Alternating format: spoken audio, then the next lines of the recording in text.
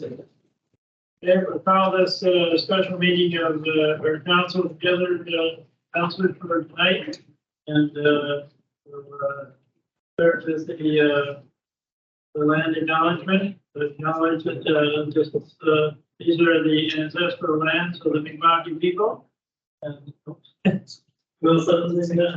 the ancestral lands of the Mi'kmaq people, and we thank the Mi'kmaq people of today for their ancestors welcoming our ancestors to these beautiful lands in Mitchell County and helping them out. And we are all treaty people. Thank you. And we need an approval of the agenda, and there is a one-item agenda to do with the Barney's River Heritage Property here. And to have an approval of the agenda, it will be moved and seconded by Mary. No objections to taken, so all those in favor? Aye. Motion carried.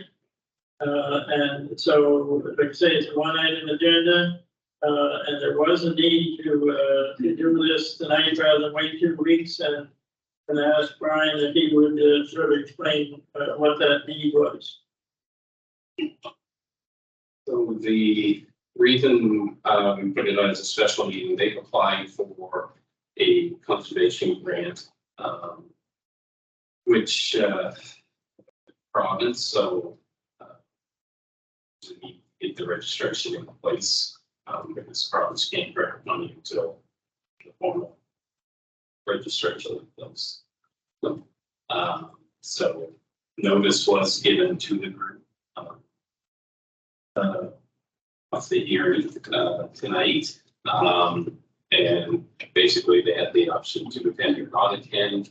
The reason notice is given under the act, council could in theory register a property, and the owner, because it has this historical significance, and the application doesn't necessarily have to come from the owner.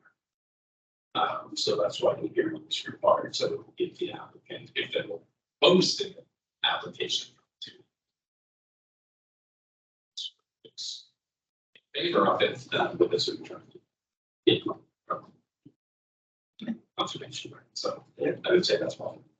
And if you look back, it was 1994. I guess that that was long before any of us were here. I guess Wayne was here. Perhaps he can think of, but it's just been sitting idle since that time, and there was no record of it ever being approved here by council, and that's what they require. So that's why it's being dealt with tonight, so in case anybody's wondering. So we're open to a motion then to approve the Barney's River Schoolhouse designation as a registered heritage property. Somebody please make that motion. Somebody. I'll second it. Okay, moved by Councilor Butler, second by Councilor McKee. Are there any questions on that motion? Hearing none. Oh, sorry. Go ahead, Don. I just not good as far. I just want to speak in favor of the motion. I was there yesterday at the school for a spelling bee, and there was a 97-year-old lady won the spelling bee.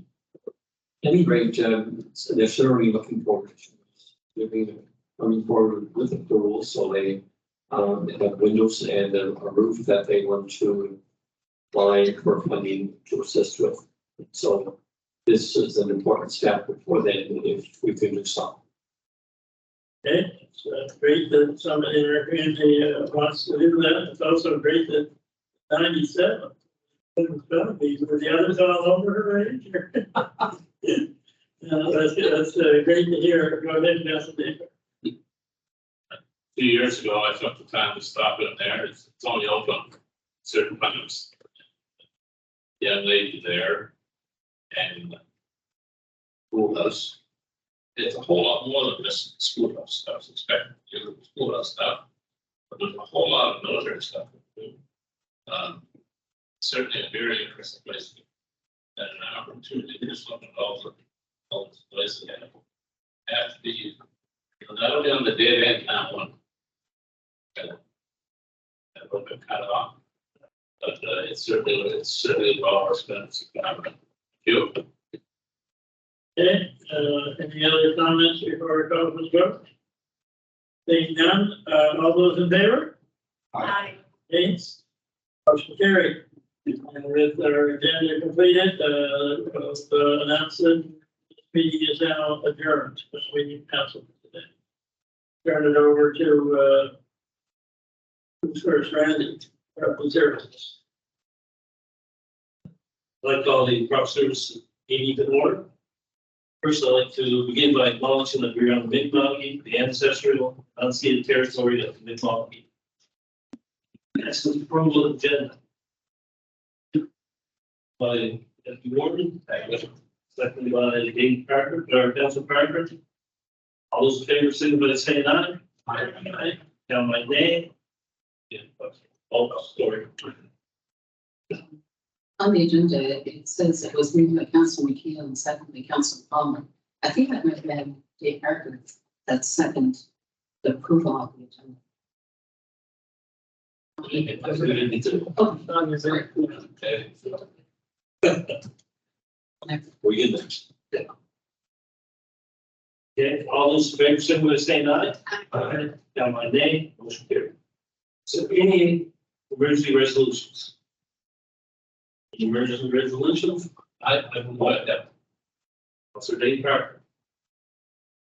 Also, you probably heard there's a very serious accident in my district. There's night midnight, by morning.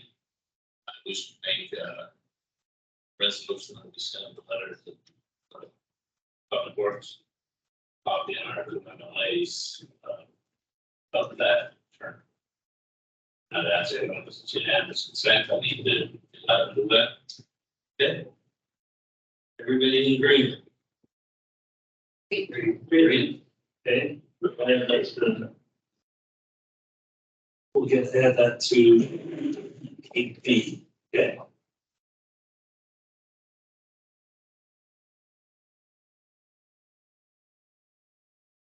Okay, hearing the addition, all those in favor, signify by saying aye.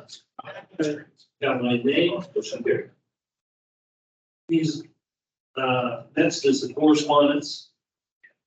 Oh, no, sorry, here's a remission to corrections to the minutes of July 17th. I'm trying to skip to it. I'm trying to. Yes, just trying to do it. Um,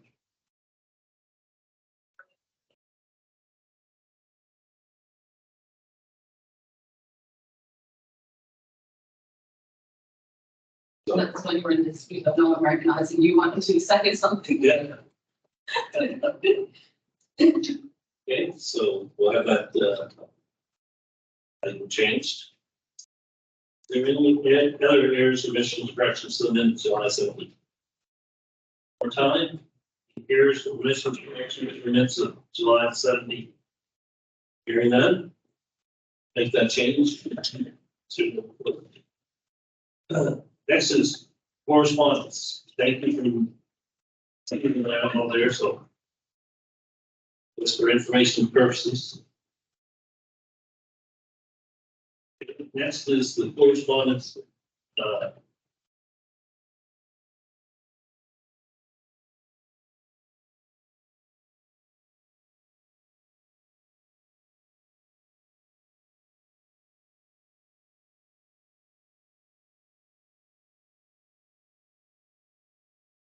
But they're not placed band.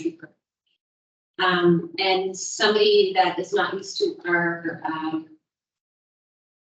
counties, not used to our province, is unfortunately may not find their way to Westfall or may not find their way to the wellness center as easy. And it'd be nice to have something for them when they arrive in our county right there. Apparently, it's a lot of locals are getting asked for recommendations. It's the locals that are giving directions, which is great because that just speaks to our hospitality. But unfortunately, it'd be very nice to have something more, I guess, better located for our visitors arriving. So I just think it's common sense to have a more central location. Gordon Parker. Thank you. I support Councilor McKeel's position on this. When I drive into an area outside of our own here in the valley and the family play this summer, kind of expect the tours, Euros or whatever they call them now, to be somewhere near entering county and town, whatever, but, you know, I don't know, I guess maybe in the computer age, people want to find out where they're at on their computer or something finally, but, I do find them not positioned that well. At one point, the one at exit, or the 21, I guess technically in Westfield, maybe it was right on the boundary in Westfield County, was going to be a major, place for tourists to stop and whatnot, but it's become more of a truck stop than that, and, you know, the Wendy, Tim Hortons there, I think and stuff, and it's kind of jumping between them all, here, it's fine, I don't even know if there's anybody there, most of the time they have the brochures there, if you want to pick up a brochure maybe, but, doesn't seem to be much there to help people that are in our county. And the other one I just noticed the other day is down at the wellness center. And again, that might be a bit difficult to find for people not from around here. And I don't know if there's been a de-emphasis put on these tourist information centers, but certainly at one time, the one right here at the Rotary Cricket was well noticed. Anybody coming in, you know, from PEI or coming down the Sunrise Trail. I think there was another one that was going to do, but there, I'm not sure if there's any more on the east though than there is on the west of our county. Really serious about helping the keep tourists here. It's one thing to get them here as they're flying through, but to keep them here, maybe some discussions need to be held with the local place. This is a nice letter.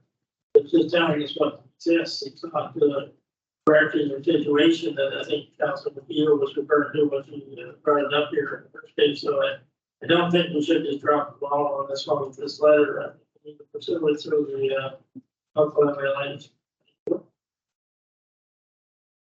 Anybody else? Just on that, I think recently left it. So it's not that building. That's why it's. I think you're right there. So.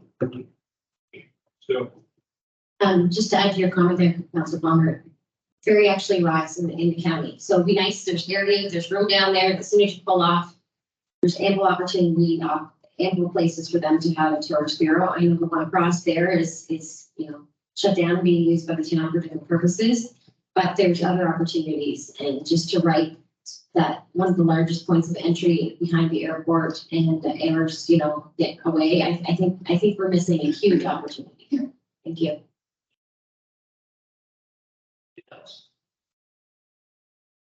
What you want? Just a letter, Mr. Dunn said we're rejecting. See where Essex goes, rather than trying to send these works. Especially. Want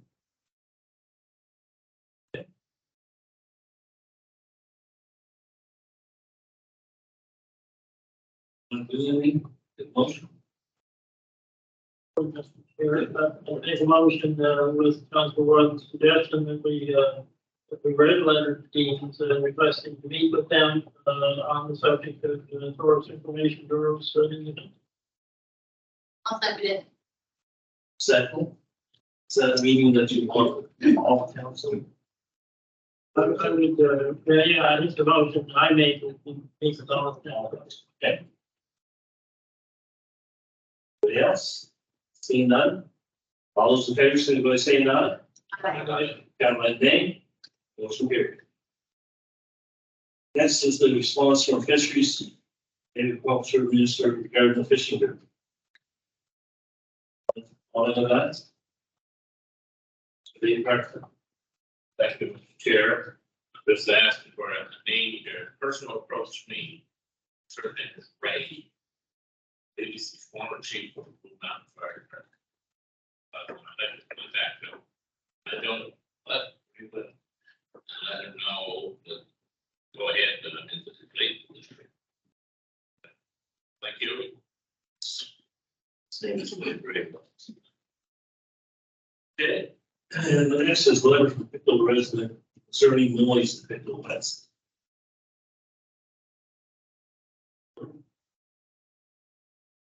Mr. Chair. So this was in my district, District 6, and you know, there is some conflict here. If anybody has a problem with it, my cousins with actually owns the farm where the noise is coming from. But I've always felt my job is to do my job, whether it involves relevant or not. If it's a concern in my community, I have to deal with it. And so that's what I did for about 6 weeks, I guess, before we finally found a resolution. But this particular resident was the first one to contact me, is still concerned. Once we found the solution, it was almost accidental. The solution was through the ag rep. We don't have one in Pickett County anymore, so it was through Annie Ganesh. And the McDougal's, the ag rep, and she did some digging and found a policy, a provincial policy that outlines and they sent it to everybody very clearly, you know, how these are to be used and registered and everything. And once that was found and the farmer agreed to abide by that, then you know, most of the complaints stopped because it was really the banging away at night. It was the most serious. And most people felt it was going off over between every 5 and 10 minutes, but she heard it more often. And I think some people are more sensitive to sound than others. And her dog was as well, and her children. And so she was very upset. She in fact moved out of the house and moved to the Thornton area. That was her mother for a while because she's been tolerant. So no different than wind towers we got up in Tower Road. Some people much more bothered by that sound than others. And this wasn't just a 1 night or 2 night thing or whatever like we have sometimes. This was a, you know, every night. But once they said I had no idea that there was a policy. I knew we do not have a noise policy with us. This another council will see when I come in. The traditional way to deal with noise here has always been to set up a meeting with the councilor and myself as the warden and the 2 sides. Think of the noise sides of the and you know, generally we've been very successful with that. Not always. One in my district where it's still a problem. I haven't heard from it lately, but down the end of Bank Drive, we have the meetings and everybody wanted to shake hands and agree, and then next thing you know, it all blew up. So there's no guarantees here. What this young lady is looking for is a little beyond what's in the policy. And I've spoken to her several times about it. I don't necessarily disagree with her, but I can't agree with her either. There are 2 sides to always everything, and the farmer has to try to protect his crop. Right now it's more against deer than his birds and against the vegetable crops. She would like there to be a time during the day when 3 and 5 say she wasn't going to go off, she would take her dog for a walk and do whatever. Take kids out to play, but you know, the farmer feels that, you know, he's given quite a bit by not having the protection at night, that he's scared that they'll come back if he removes it for too long. So, but that's her request, and if somebody else wants to bring that forward, and at this time, I'm not sensing a cry from the rest of the community at all, you know, make these other changes. She has done some research that says with certain parts of the province, but certain parts of the country, I'm sorry, in the province, I think most people follow the policy that's here. It states pretty clearly, you know, what to do, what not to do. So that's, I'm not recommending that we do anything at this time. I just want to speak to it that her concerns are very real. I'm there with that. Some people are more sensitive. But whether you change it to the same with the wind tower, whether you change it for everybody, you know, concerns of where there's no wind tower after a while. So if we're going to have farmers, if we're going to have pests bothering the crops, they're going to be looking for ways to address that. And so it's, I tried to stay in the middle of this as much as I could. And I thought the policy seemed to sort of draw a line down the middle, and she has every right to ask council to take further and if it's a wish around the state to do that. Thank you, Mr. Chair. Any other comments? At once, she moved the board, she probably not moved, not to read that. Back up, Anybody seeing that, we move on. Next is reports. First is the building inspector's report.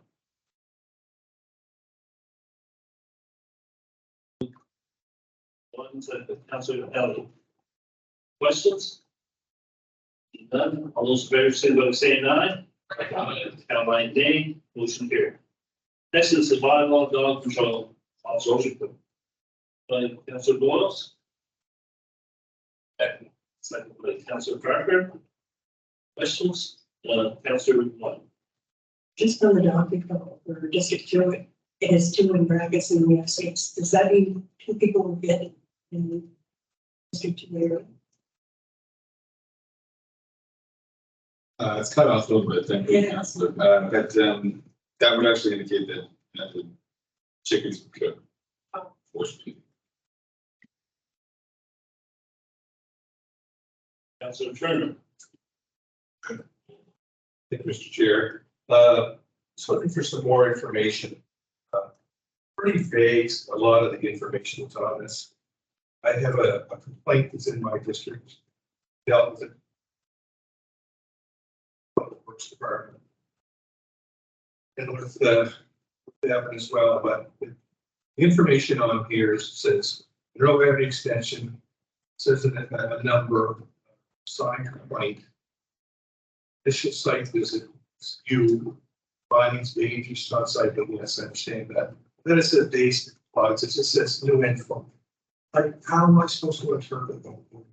It's not, there's no detail here whatsoever. So all I'm looking for, if there's anything on there that can be expanded and explained what these things are. Yeah, sure thing. Thank you. We can have some additional explanation description. Any other questions? Seeing none, all those in favor, signify by saying aye. Caroline Dane, motion carried. Next is the development officer's report. Who? Councilor Butler. Second by Warden Parker. Questions? Seeing none, all those in favor, signify by saying aye.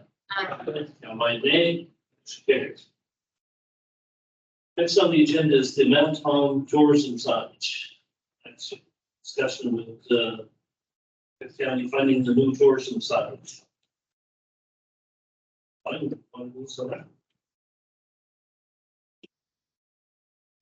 So this came through, the Mayors and Wardens Committee, say probably a year ago, where it started. The sign on top, I was gone forward together. There was some discussion with this, that one of the meetings with something being updated. So Dean's, basically said that they would give a grant, to pay the design. So they were able to get provincial funding to hire artists. It went through several iterations, I guess, before kind of landing on this one. And a month ago, I guess, it brought back to the Mayors and Wardens Committee, kind of as the final product, and the, I guess the sense at that meeting was everybody that was involved in kind of the design of it all of a sudden said, well, we already have our own sign, we're not going to pay for it's free to base design. I guess my comment to the board was, well, they're expecting us to pay, why didn't we involve in the design? Because it went through so many different iterations. So, so the basic, this is kind of the final concept that it was landed on. With some the variations were, I think one of them had a vessel the translations were in different spots, things like that, I think so. But this was what was kind of agreed to kind of at the end of it, so. Basically, I guess we would put it on this agenda just to kind of show everybody where it kind of ended up. I guess we weren't expecting that it would come back to us that it's our selling and we should pay to replace it. We thought we had partners. They evaporated very quickly at the end. So that's kind of a history of how it came. It was Bradford.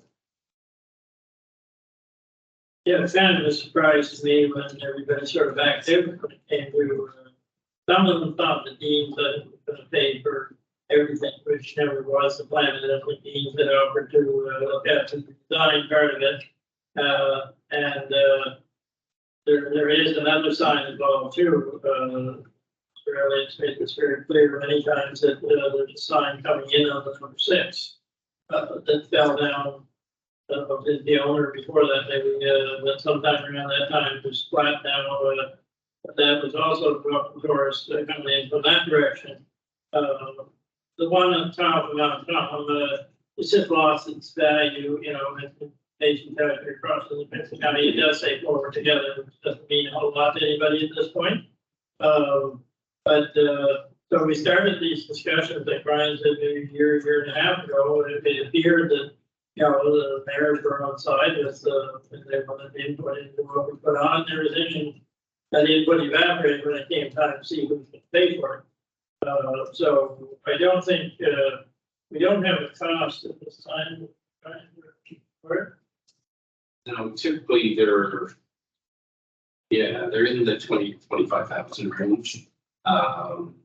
Now, granted, that may be a little cheaper here because the posts and everything already existed in this location, so really just replace the sign. That typically is the ballpark of that. There was a little reluctant to bring it forward, knowing that we turned other things down because of the our projected budget this year and everything. But when it sort of, everybody else dropped the ball on it, I thought, well, we should at least finish the process if we want to put it off to another year. You know, it's the end of the world. It's just that we have turned down other things because of the cost of this year where our budget was so tight. A lot of other counties have nice signs up. They reviewed theirs, Colchester's reviewed theirs, and a number of other counties across the province, and it is a good idea to have a new fresh sign, but whether we want to put money into it this time, I guess it's why we brought it here tonight. Knowing that the towns, and it is true, the picture has a big sign up on the highway, and Glasgow has one, I think, and I'm not sure. Trenton or Westville has a smaller one at exit 23, and Stelton has a big sign. You drive in and it's people spirit, whatever. So they have a valid point of view. I wish they'd expressed it before we went through the whole process of trying to get our dean helping us with the design. So tonight we're really up in this sort of direction. I think that's clear on whether this should be put up another year or whether we want to address it this year. For you, that's all. Next move. Councilor Thompson. You know what's falling on this? I don't have problems with that. It's the tagline. It's past tense. Charge for nuts like machine. Past tense. Is that the tagline for tourism down? Where did that come from? We've been expecting you. It came from the design people. Okay. They needed the design and said if we want to change the wording. I think it was kind of meant to be not just for tourists, but for people wanting to move and live here. You shouldn't promote past tense. We were depending on the experts, I guess, for the wording. Yeah. Councilor Kelly. Thanks.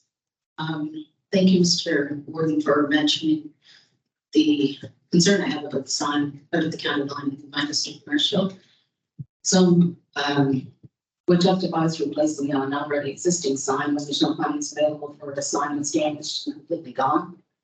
I've been listening, answering emails and phone calls since May 2nd, 2021. And I've been the voice, and it really hasn't gotten me anywhere because there's still no sign out there. And this is my opportunity to get some support. So if the sign at the county line out on the highway matters, I feel out in Mount Tom if it matters. It also matters at the county line coming into Harshville and River John because they're still entering Pictou County. So if the funding is available at any given point, I would like to include it in a smaller version scale for a sign out coming into the county on the other end, so that the people out there can lay their concerns and frustrations to rest. And I only think it's fair that there's just as many people entering the province by vehicle coming in off that end, where the bridge is on that side, and beautiful drive that it provides for people coming in here as well. So I'm asking for support for a smaller scale version sign of whatever the design is for the one that's going to be placed in Mount Tom if this goes ahead. And if it doesn't go ahead, I will be bringing it back to council again and looking for support in the future again, because I want to make the people out on that side happy with what they have to offer people coming into our people. Thanks. Thank you, Mr. Chair. My personal thoughts is that we don't do this year, we wait till next year. I agree with Councillor Thompson. I'm not super excited about the tagline. In my personal opinion, this sign doesn't really excite me. But I guess that's art and that's in the eye of the beholder. I will say that Albert County surrounding us, Antigonish and Colchester do have some beautiful signs. So ours isn't maybe up to snuff as theirs. But it would be my feeling to kind of put this off until next year for it. I will say that I am in supporting your area. Yeah, I know we've gotten lots of calls and concerns about out there. And it does need, like you said, it doesn't need to be as big a scale, it can be smaller and that sort of thing. But I think it's important that it's important to residents out there. So I just think overall, let's hold off a year. Table to next year. Yeah, Councillor Turner. Thank you, Mr. Chair. Is the branding done on this done in County? Somewhere. Yeah. And is the $20,000-$25,000 sort for some? And you know, it's not just years and years. $20,000-$25,000 just exorbitant. And is the $20,000 to $25,000? Is this in only going to be placed on Mount Tom? Another sign.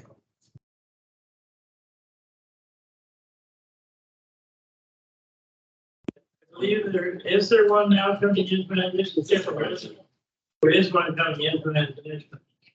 So should they not be the same? There could be legal. Your branding, your product, your branding, your county brand should be the same. So I don't 20 to disagree with 25. it other than the 25. That's my question, to $25,000 for each sign. So it's $50,000. And it's who owns the sign. As well. So the one that Matt, probably not, it's municipally owned. That one. That I think is municipally owned.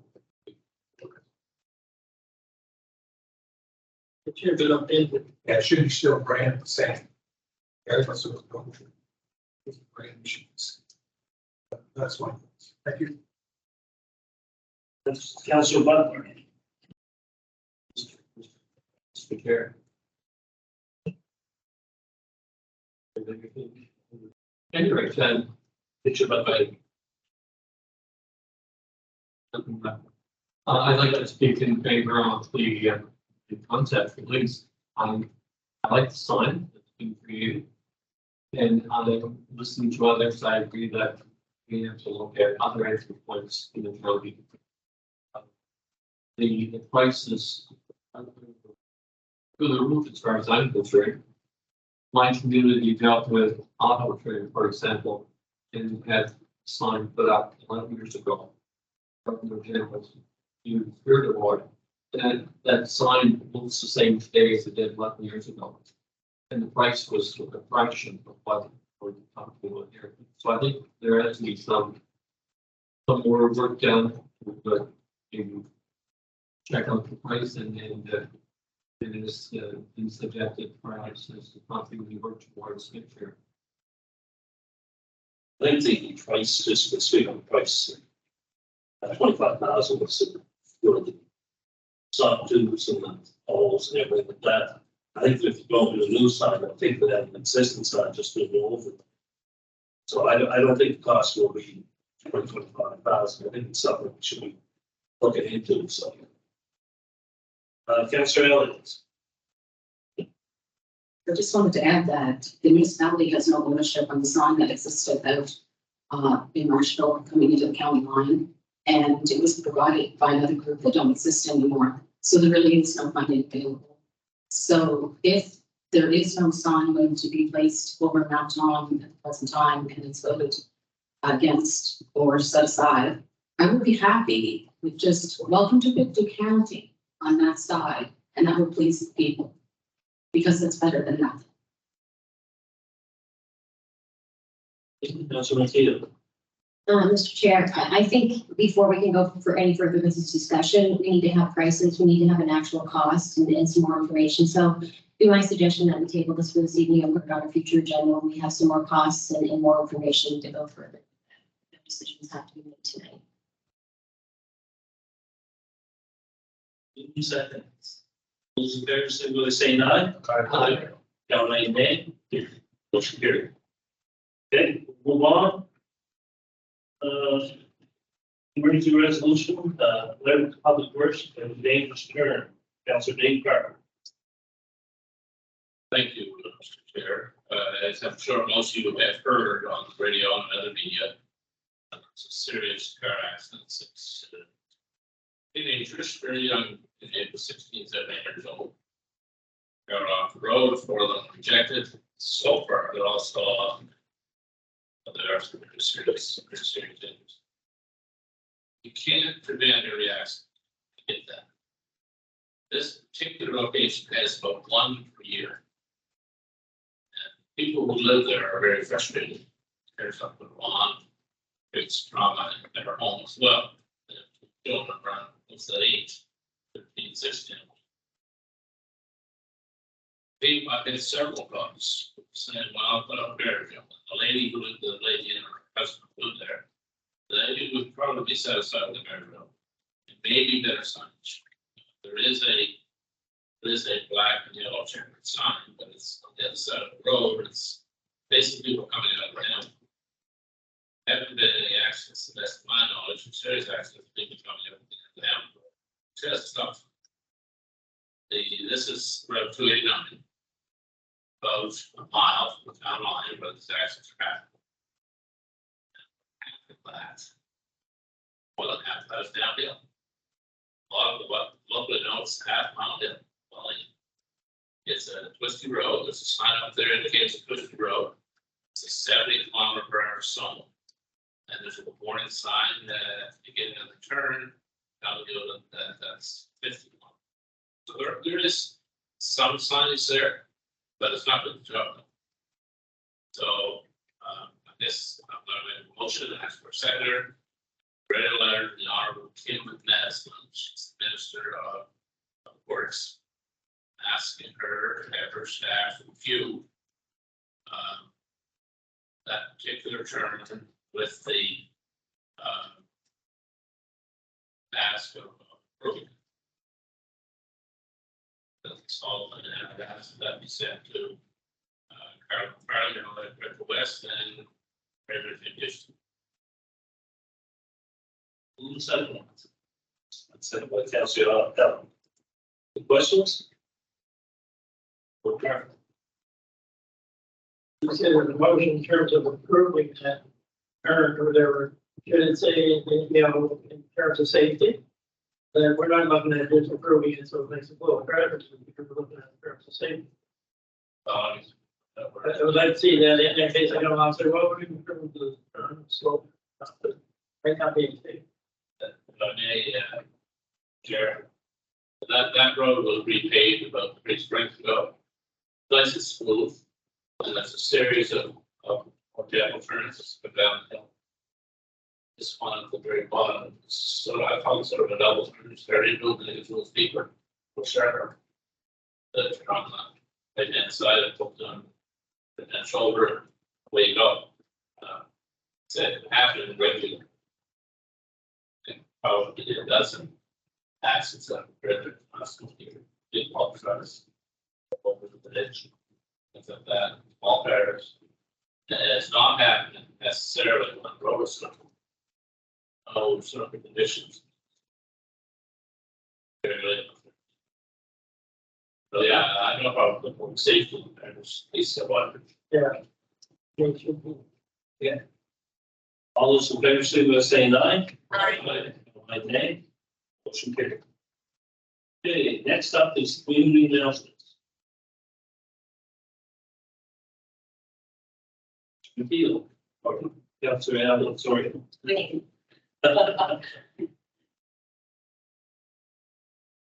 Wonderful Community Hall is holding their latest seafood chatter Saturday, August 26th, starting at $4.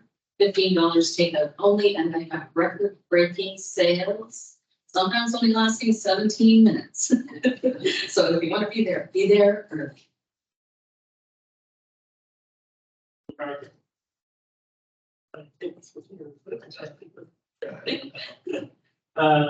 Just a couple of broader community things.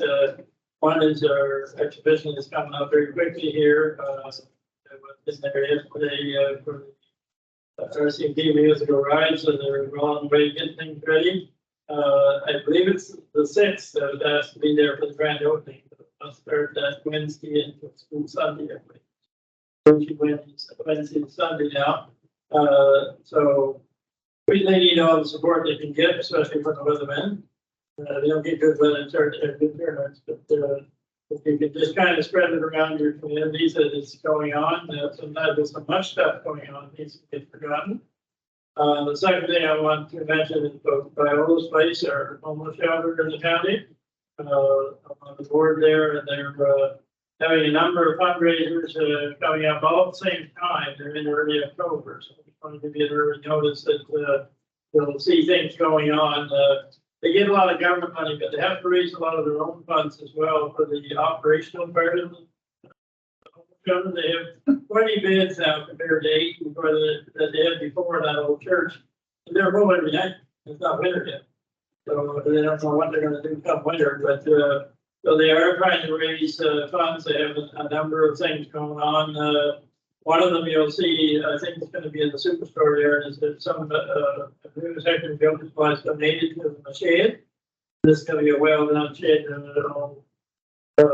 inside work done on it and everything. They worked on the machine shed, but now it's just a shed, so I'm sure that they want to avoid any controversy in it. But so you'll see that, and you can buy tickets on that. They're also having a night where you can camp out on the premises there. So it sort of simulates what it would be like if you're homeless. So anybody's welcome to, you can get sponsors. That's how they raise funds on that. You get sponsors for the night you're going to spend sleeping on the ground. And there's another one, a grand in each hand. So the idea is they sell the tickets, and what's going to be a 50-50. I'm not sure if it's still that way or not, but anyway, if you win the draw, you can grand in each hand. You have the best number. So, but more than half of that, at least half of that will go to Viola's Place. And then the final thing is they have 3 bands that are going to be playing at what's called the Spot in Nebraska.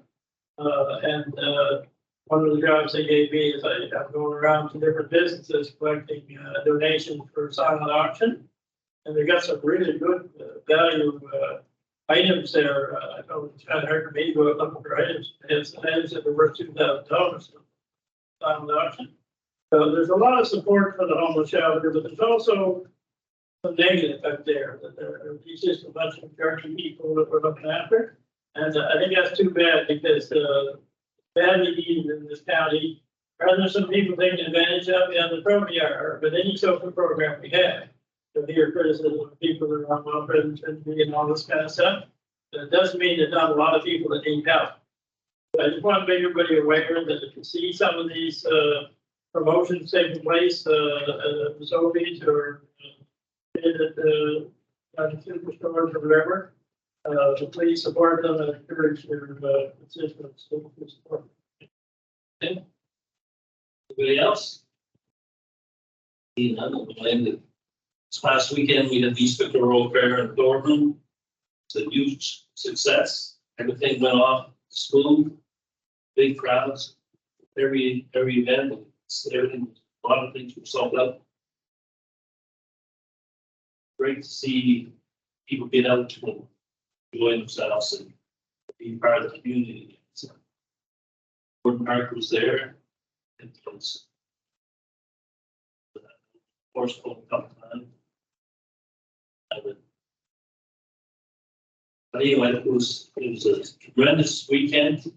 I have to say that we had a lot of great volunteers that put a lot of time and effort into it. And I think that the outcome's going to be really good. With the pilot studying yet, but we're doing very well.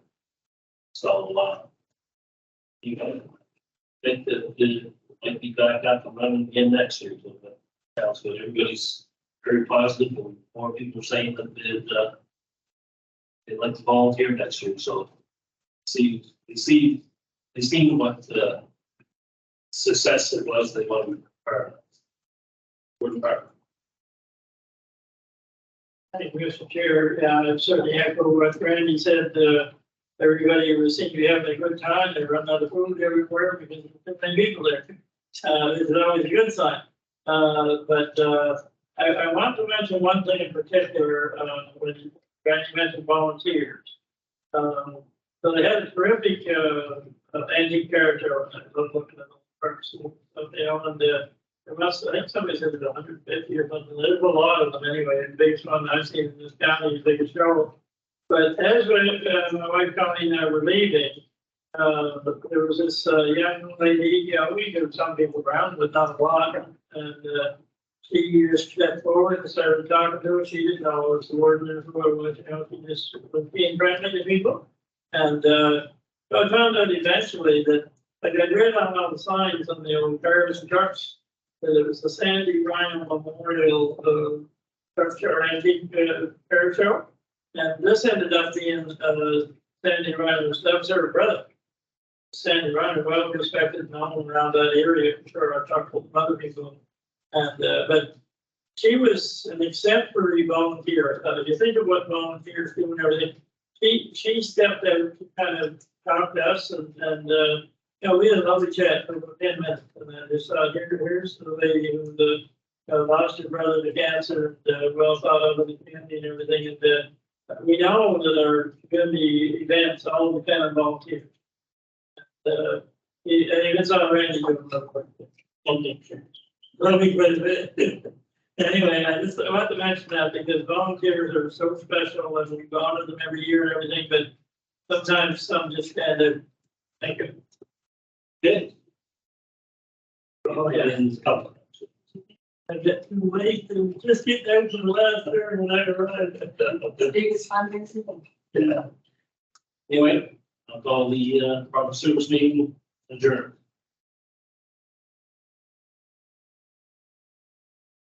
Thank you, Councilor Palmer. I'll call the financial services meeting to order. I'd like to begin by acknowledging that we are Mi'kmaq, the ancestral and unceded territory of the Mi'kmaq people.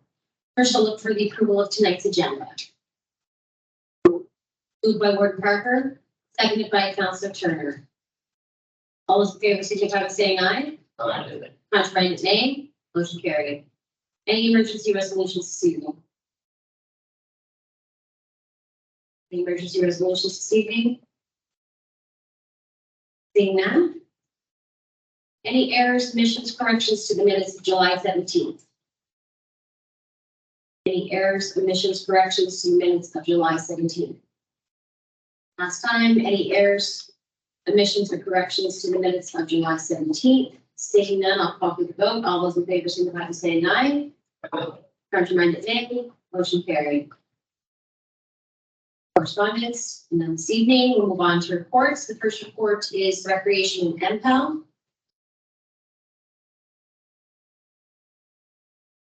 By Deputy Warden Murray, seconded by Council Palmer. Any questions or comments? Who did that? I'm making that up. Oh, it was you? I'm so sorry, Councilor Lyon. It looked like Councilor Lyon, seconded by Councilor Palmer. My ears aren't good today, I guess. I apologize. Any questions or comments? Hearing none, I'll call for the vote. All those in favor signify by saying aye. Contrary, nay. Carried. So we have the communications report for the month of July. Moved by Councilor Boyles. Okay. Seconded by Councilor Elliott. Questions or comments? Go ahead, Gordon Parker. Thank you, Madam Chair. I was glad to see that on the top 10 posts on Facebook that the wild cars of fact sheet came about. So there must be more of that concern around it, maybe even I realized that happened. But I wanted to mention the third one down on the top 10, Moose Dog in Central West River.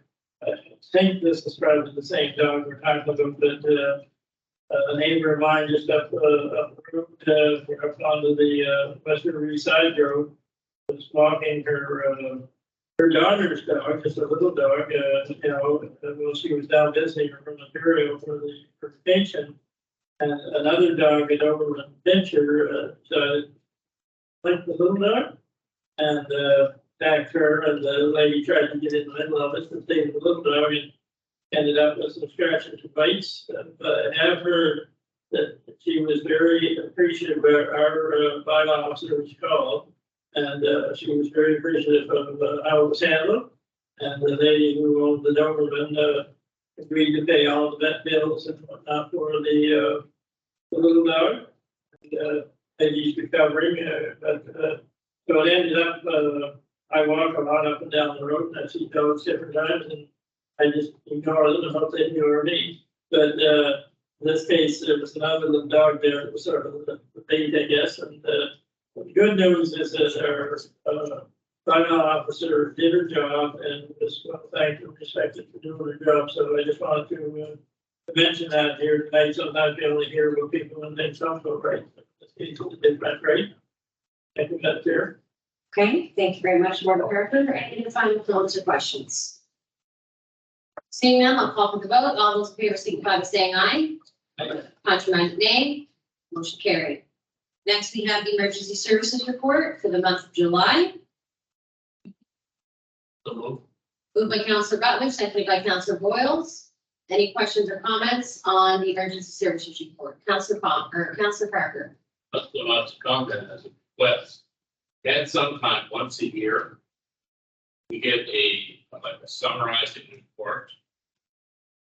All the fire departments, which ones and any efficiencies there might be within each department. So they have enough equipment, do they have enough people, do they have enough trucks? They got their financial house in order, and their financial statements in, and just so we know that you're doing your job. Thank You know, and if there are deficiencies there, then it would be up to yourself and ourselves to put a plan in place to address some of this. Sure. Thank you. Okay, thank you, Councilor Parker. Any other comments or questions? All right, seeing none, I'll call for the vote. All those in favor signify by saying aye. Contrary, nay. Motion carried. Next, we have the awards report for July. Moved by Councilor Palmer. Seconded by Councilor Water. Any questions or comments for the award? Go ahead, Councilor Turner. What is BMA Was that again? PCASH. Permanent municipal layer now What does PCASHA stand? responsible for cash. I might have to get Brian to help me. How it has to do with housing again, that, it's a new one. Mayor McGilvery from Trenton is, heading this one up. We're gonna find it. Pardon? Did you go from Jimmy go to Sullivan? Very good. Yeah, what did I say? Correct. Oh, okay, yeah, there we go, we're from Stellar, correct. Brian, you have exactly what the term stands for, the cash?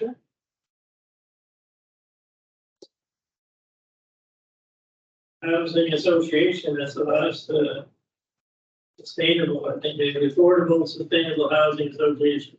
So that's fine. What was the?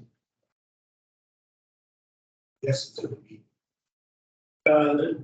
It was about 2 days after our MP became the new housing minister, so he wanted to speak to, the mayor's wardens and others that were there, to do with, how he sees, some of the solutions in this area for housing. He was particularly pushing, and I talked to our CAO several times about this, the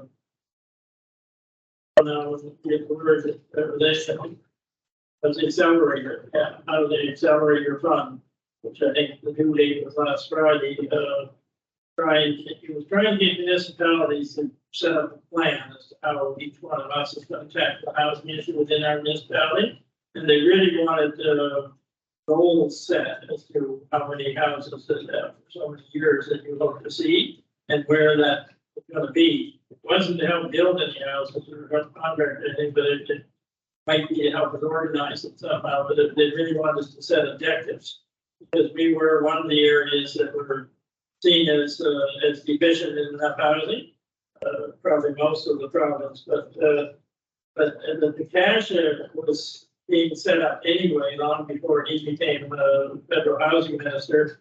And again, that was headed by Dan Gilgreen. And the idea is to have a non-profit housing authority here within the county, similar to what they have in Antigonish County now. That again, kind of for that affordable, sustainable housing, and push that level of housing, because most contractors are in a big hurry to build houses up in the terminal profit. So unless there's some other funding going in somewhere, they're going to have rents of $1,500 or $1,600 a month as the low rents. And so they're looking to try and get some rents that are at a more reasonable level. And it seems to have been successful in Antigonish County, and I think that's what they're sort of modeling this after.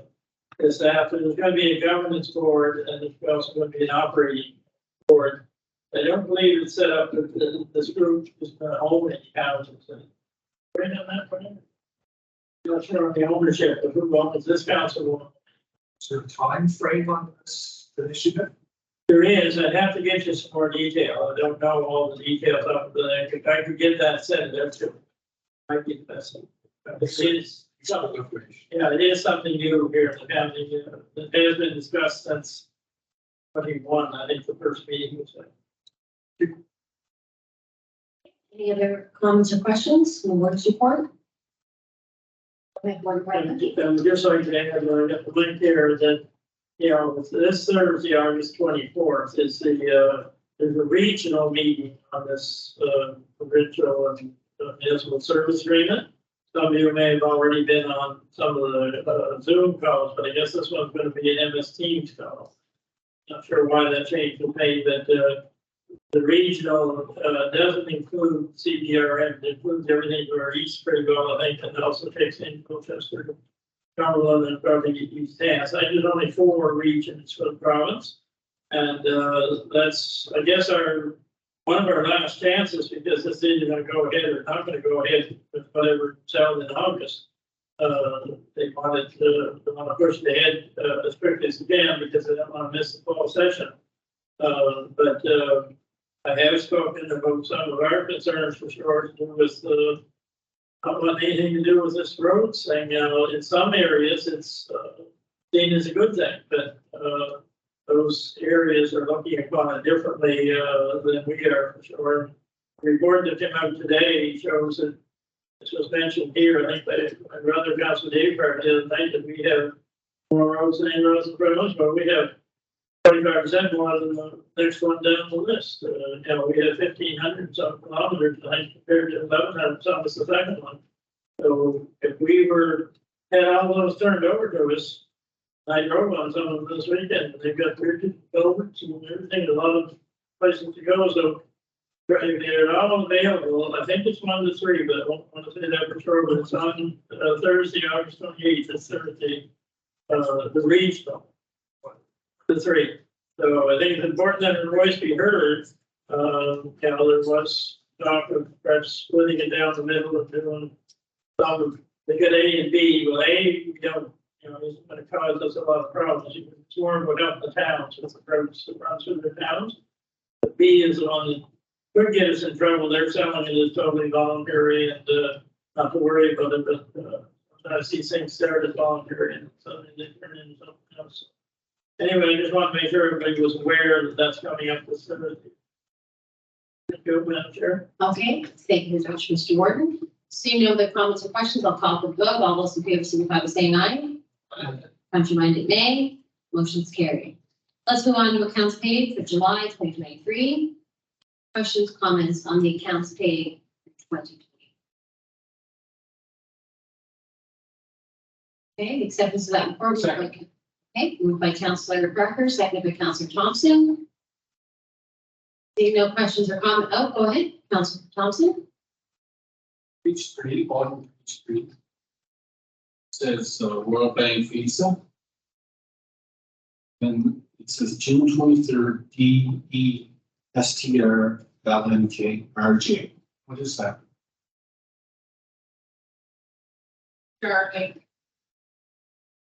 Starting account for John Starling and Tower Council. What's Starling account? Is that for from or do we want to It is, so we bought a Starlink package of service, so we can move it around. So if we need, for whatever reason, the power moves down, with the Starlink integrated into ours and moves the same. So it basically gives us a mobile unit.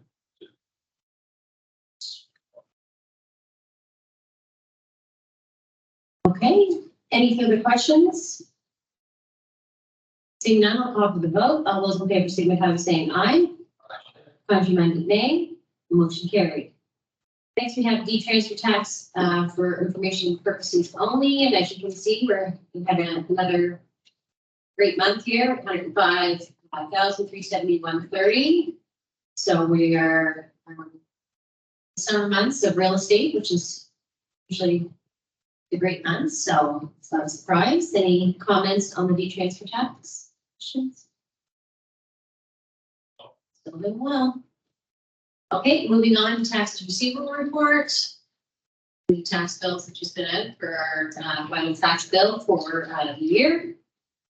So you see that we have a getting tax receivable balance took in about 340,000 this month. Last year every week, it's normal for the time of year. July.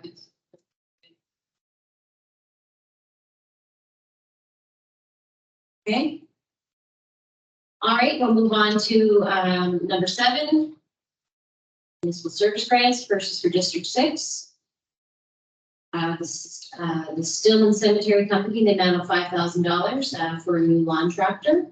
Okay, moved by Warden Parker. Second by Councilor Parker. Any questions or comments on that municipal service grant for District 6? Seeing none, call for the vote. All those in favor signify by saying aye. Contrary-minded, nay. Motion carried.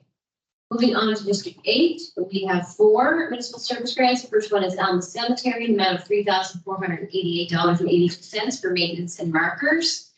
Second is the Abercrombie Cemetery Company for $9,000 for maintenance and markers. And third, Abercrombie Community Center, an amount of $7,456 for maintenance of the center. And finally, the Mount William Cemetery, amount of $5,056.85 for maintenance and gate repair for a total of $25,000, $25,001.67. Okay, moved by Councilor Turner, seconded by Councilor Parker. Any questions or comments? Seeing none, I'll call for the vote. All those in favor signify by saying aye. Contrary nay. Motion carried. Next, we have the provincial hosting grant, which is a grant, the amount of $250. The Northern Nova United is hosting the under 15 provincials. We received a letter from them. From Jeremy Walker, who's the director of competitive soccer here, and is speaking on for donations as they are hosting provincials. So moved by Councilor Connor, that would be approved the $250 grant. And seconded by Councilor Turner. Any questions or comments on the grant? Seeing none, I'll call for the vote. All those in favor signify by saying aye. Contrary nay. Motion carried. Number 9, next we have the Ivor McDowell Memorial Arena. It's request for funding, and the information is enclosed in our package here. This is the, I guess the action is decided we will allot the $150,000 to the arena from reserves. Councilor Palmer, I'll let you speak on this.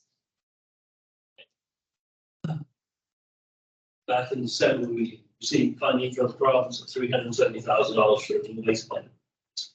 I applied also through small bits for buildings, the federal government. Approximately 200,000, over 200,000. Deadline for the applications was February 28th. Submitted that. So in 2 or 3 months, never heard anything, so I sent emails. So I probably sent about 7 or 8 emails and then keep getting the same response back. Overwhelmed with applications and we're just getting through with not really saying, if you won't be approved or not. That's all I wanted to know. Approving us or not approving us. So the situation I'm in right now is the plan is leaving Toronto tomorrow. It's going to be here Friday and figure.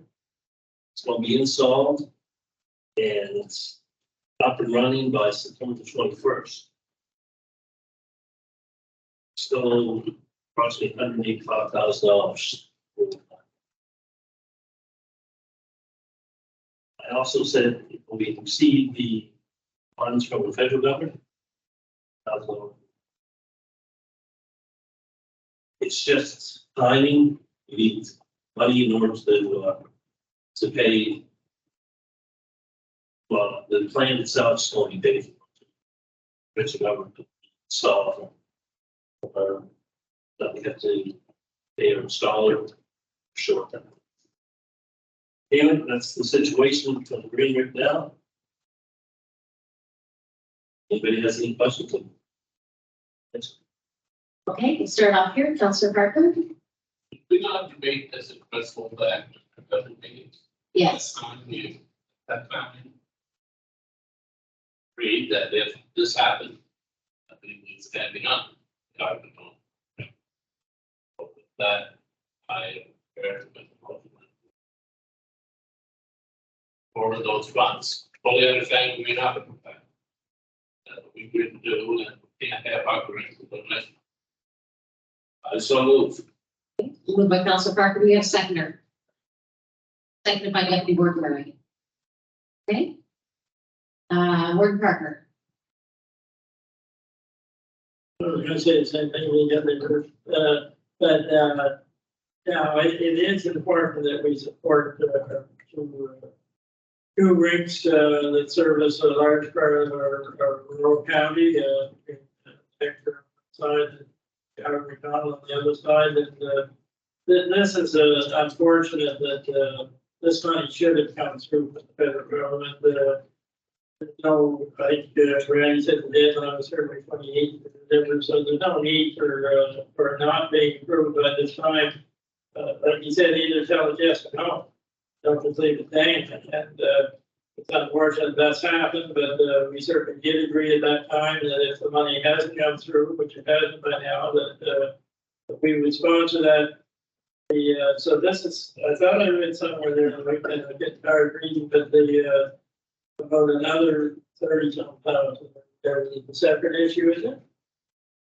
Separate issue. Yeah, so that one I'm a little more concerned about because we didn't agree to it at the time of the capital grant, or the not capital, the council grants, and but this one I have no problem with, and hopefully the bids do the right thing and comes through with the money and it comes back in our reserves, but this is what I've been upset about all along, the wellness center, it just seems that they're short, simply write the check, or whatever it is, and for our own ranks, that service a lot of our rural people, like I said, you know, we have to scrounge and sometimes short them because we're paying the big check to the one in the center.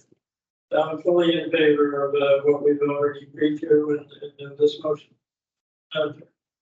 Okay, thank you. Ron Parker, any other comments or questions? Okay, I'll call for the vote. All those in favor signify by saying aye. Contrary nay. Motion carried. I'd like to thank council for your support. Means a lot. So I truly hope that we get the money from the federal government. And listen, it's just bad timing. So thank you very much. Thank you very much. Okay, with that finished, we'll move on to number 10. Capital budget evaluation. This was a separate PDF that we received in our last week. And we also received it to be comments here tonight. Brian, start with you for some comments.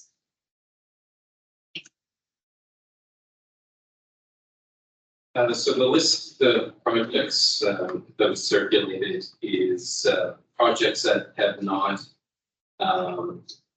been prioritized by council as part of its capital plan. So the capital plan currently has the salmon water, salmon wastewater, and Coleman's Brook, Colburn water projects, as well as the rural internet project as priorities. So these are other projects that have been identified over time that have not been prioritized to be included in plan, which is a 5-year plan.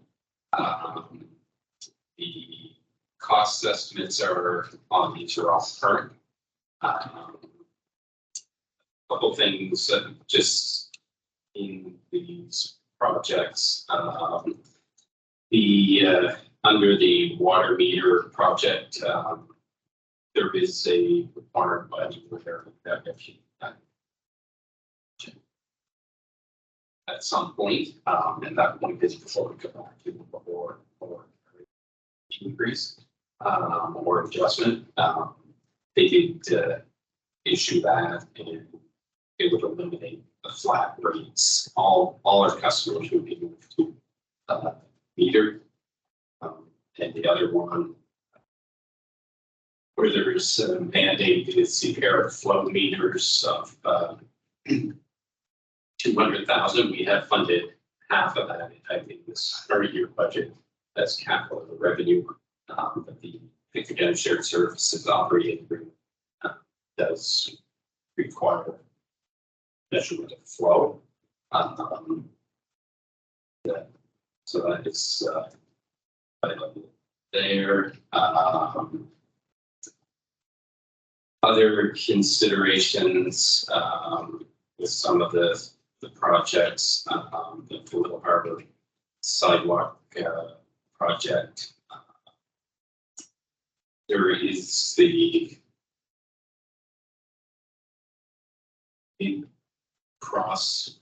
mid-road crossing crosswalk that the Department of Transportation has said that we not approve. So I think the rest of the Scrubs Road, if you put them on one side, and you're running to corner by the store, they still have to cross. So that's highlighted just as a possible constraint. Westfall Road, sidewalk is a huge constraint there. It's physical space or challenge getting that physical space. And the other one, just the Churchville water. We do have a master water agreement with the Moscow, but as we do some of the other water projects, we push up against that limit of water. So I'm not saying we're there, but just lighting that could be an issue.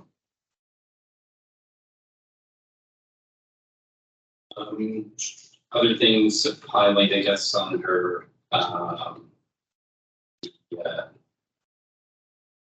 other projects, just the hillside sewer, the high requirement for pumping at this station. It's an ongoing concern there, as well as Hopewell Eureka PS3 improvements.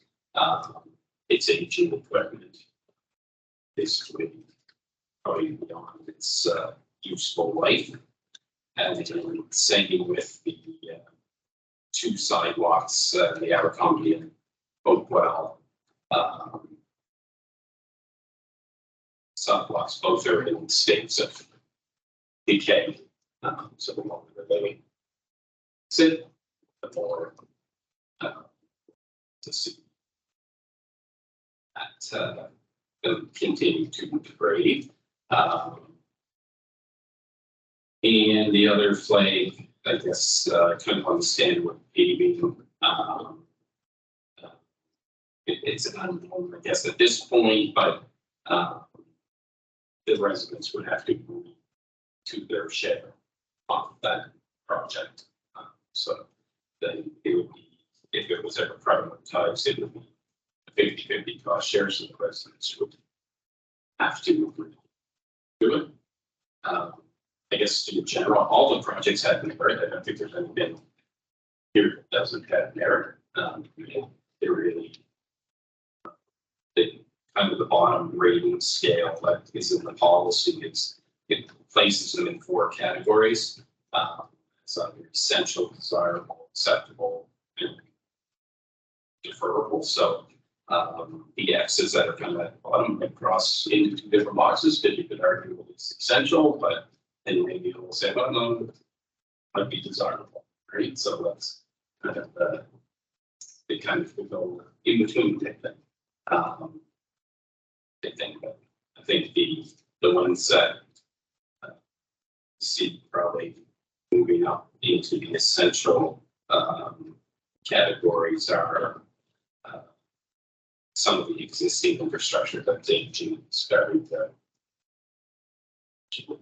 fail and would cost us significant dollars on the operating side. So I guess under kind of other things, when we look at financing, most of the projects here would qualify for gas tax reserve. Some would qualify earlier this year, the province gave us $1 million. It's about the sustainability grant or something. And it's the fund renewal of infrastructure for new infrastructure, sewer, water, things like what's could be used. Initially, the initial letter that came out was sewer, water, but then in subsequent workshops, it's broader infrastructure. Big thing. Debt financing is always an option, but there's always an impact to your tax rate when your budget. Once you do that, you be paying interest and borrowing. So it's always an option, but and the sewer user fees, is an option, but the last few years, basically our sewer kind of area reserve is basically depleted, so it's very limited what we could actually be able to take up. So this is kind of just the overall status of various projects, and it's really for council to determine what are their priorities. Process will do it.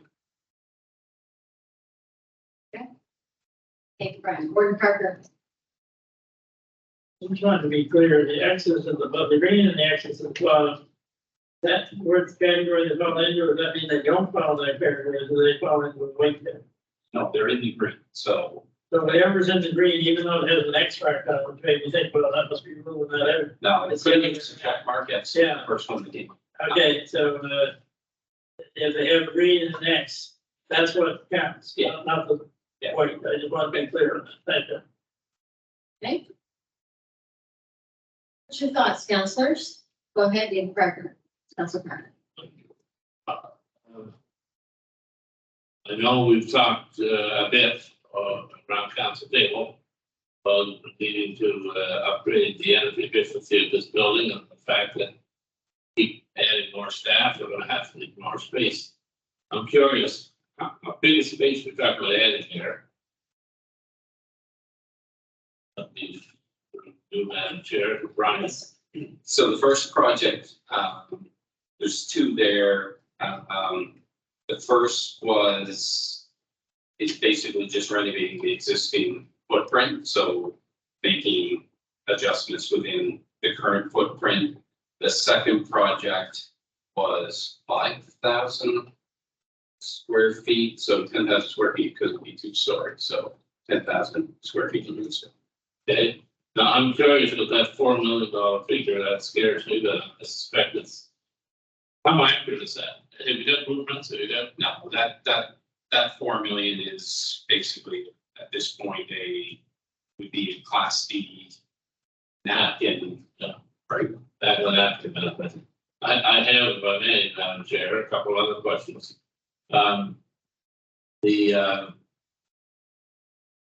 The Westfall Road project down in the building, is that also a class B? Yeah, that would be an old estimate, so that one, depending on what option came through there, it could be less than that, but that was kind of the. It could be a lot more than that too. Exactly, it was kind of that mid range type number, but There is no design work on that. there is nothing completed on it. Yeah, and has there been any approach made to the province? So, up with that cost. The only approach that had been made before, and the answer that basically came back was determine the feasibility first, and then With my top price, we'll talk type thing. So yeah, we're not there because we don't have whether it can physically be done or at this point. So.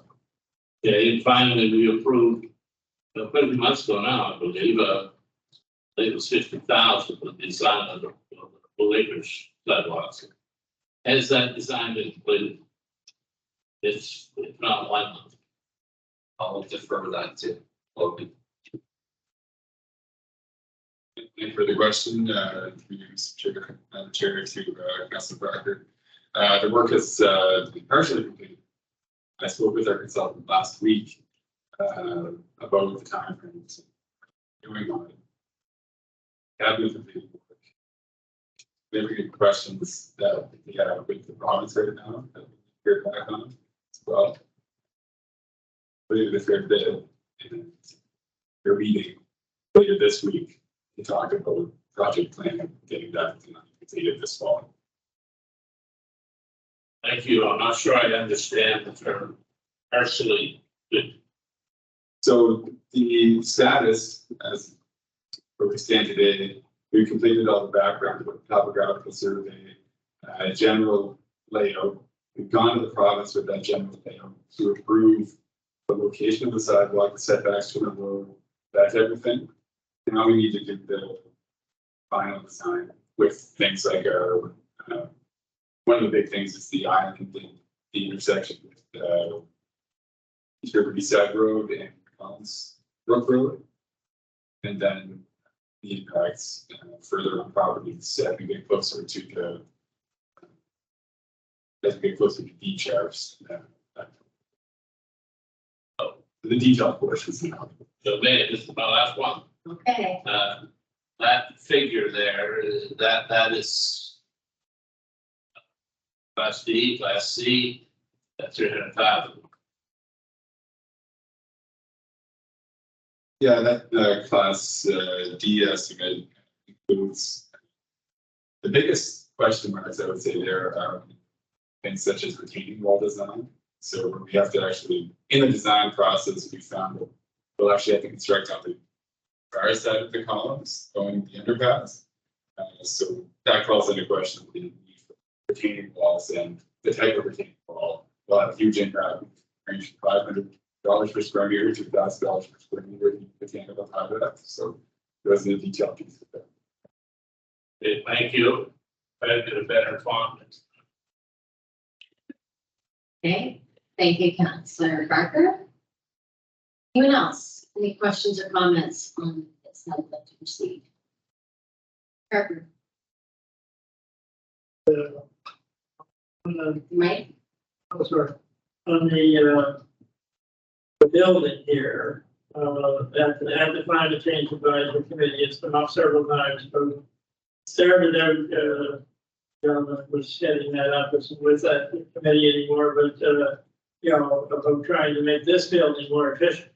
I'm looking at a new building, trying to make this building more efficient. The lack of space for staff has come up since. It appeared we had lots of space for staff until the internet project took up a lot more than was figured for on that big empty space we had. We thought we had lots of room there. But if we just go back to this building that exists and the amount of carbon dioxide gases and whatnot, we're trying to save energy, particularly in this building.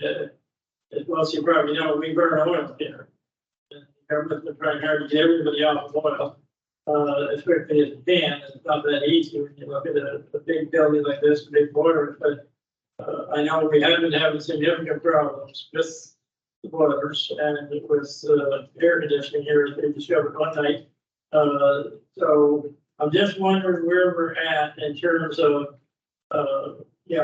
not just to do it for climate change and to do it to improve our future, but to make this building sustainable, I guess, for this winter coming. I'd like to hear, and let everybody else hear too, an update on just where that's at, because the immediate future has to be a concern before we look at what's the right thing to do in the long.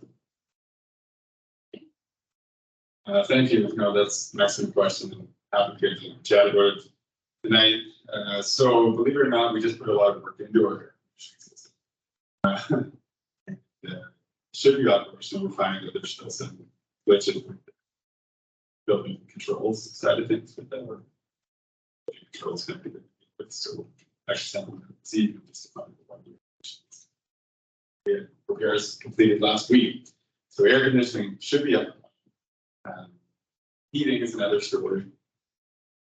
We had meetings, ground meetings, received updated quotes and proposals from contractors last week with regards to our heating systems here. Looking at some investment to get us up to staff to get us through the winter and with reliable heating going forward. The proposals that they're giving us indicate that they're getting work done wrong in terms of cold weather, but we're working against that. So I have that proposal. So I have this proposal that this week.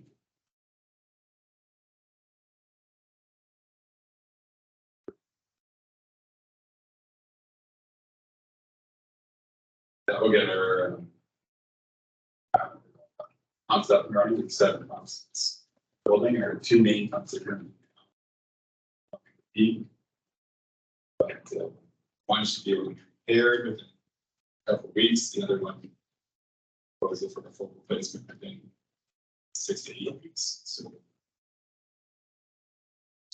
Obviously, just in case the system. But these systems are 15 years old. Like everything with life to them.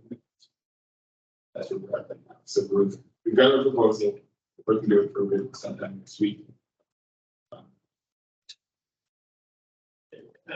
Yes, go ahead. So, yes, I'm concerned with the old cars. For more parts on the old car to keep it going, we get another year of it. When we know that eventually we want to get out of oil, and everybody else wants to get out of oil, there's no predictability where that cost is going to go. It's high enough now, it's going to go a lot higher. Something decides to tax somebody, so the opportunity is there, maybe rather than put a lot of money, we have to keep surviving the curve, but if you put a lot of money into the old car. Are there other options being looked at, as part of one of the stuff, not to build the add-on, but, just to stick with the building we got and try to find more space out of it. But, we're also trying to make it more efficient, and more climate friendly. Are there other options being looked at rather than? Yeah, so thanks for that question as well. It's a great question. We talked about that with our heating specialists as well. Their opinion, if we were to go to some sort of an alternative heating source such as geothermal heating, let's say, would be that we still would need to put 100% air pumps in this building, because geothermal heat on its own that we need for them for general operation. So it could be we could put a geothermal or something similar in the future, but we still need this redundant source to get us to back that angle. So the cost that we've got proposed includes some new pumps, some retrofitting pumps that would get us back operating regularly, but it wouldn't preclude us from doing efficiency updates in the future, modifying into an alternative system as well. It's all about getting the heat pushed around the building. So that's what I've said. The one, there's a, the quote that we received, a small portion of it, for a pump that may not be required if you were to transfer to a heating source, but it's something with between $6,000 or $7,000, and it still could be required. So we need to do additional investigation when we get to the building plan, spatial needs requirements. Then moving to our building system settings. But it doesn't, any work that we do with this proposal. I just think it's important that we look at all of this, because that could become critical now to have space for our people, but also to make it efficient and climate friendly. We don't want to put that off year 10, or we need to be looking at that too. Yeah, and it's a whole host, there are all hosts of different options. We could look at solar boilers, different things like that. It probably takes its own study. So that's something, once we know our spatial requirements, we can go to the mechanical system experts. But there are options of speeding to thermal, solar, solar. Thank you. Thanks for the opportunity. Okay, thank you very much. Any other councillors would like to hear on your priority projects? I'd like to speak to them. Go ahead. Thank you, Madam Chair. Stanley Drive, pursue recommendation about the city one. This was asked for numerous years ago. I went on the back burner. There's some very high-end homes there.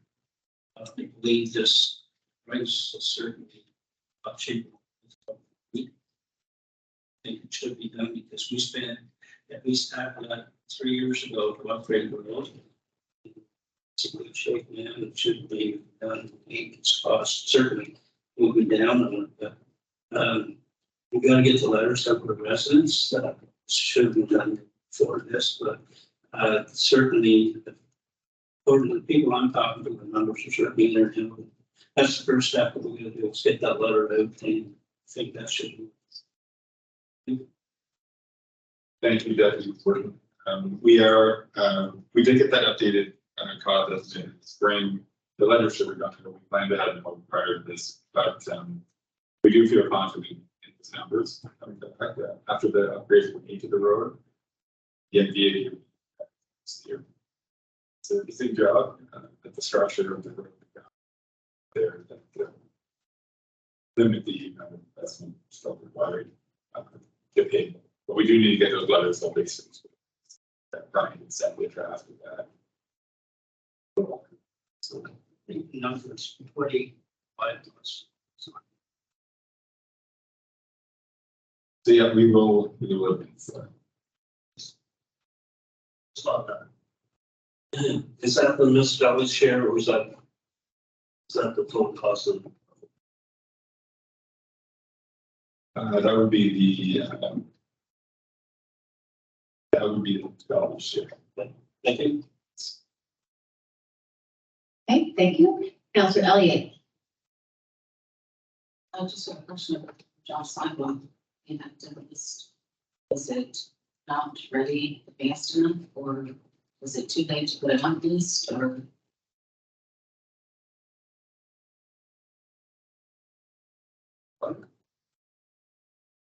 Don't think we had enough. Probably base additional. Yeah, actually, it requires a little more review. But they're on that one, so these, we're fairly confident with the projects, so the numbers are, that's what we do. Fine tune. So will they be notified that they need more information, or is it?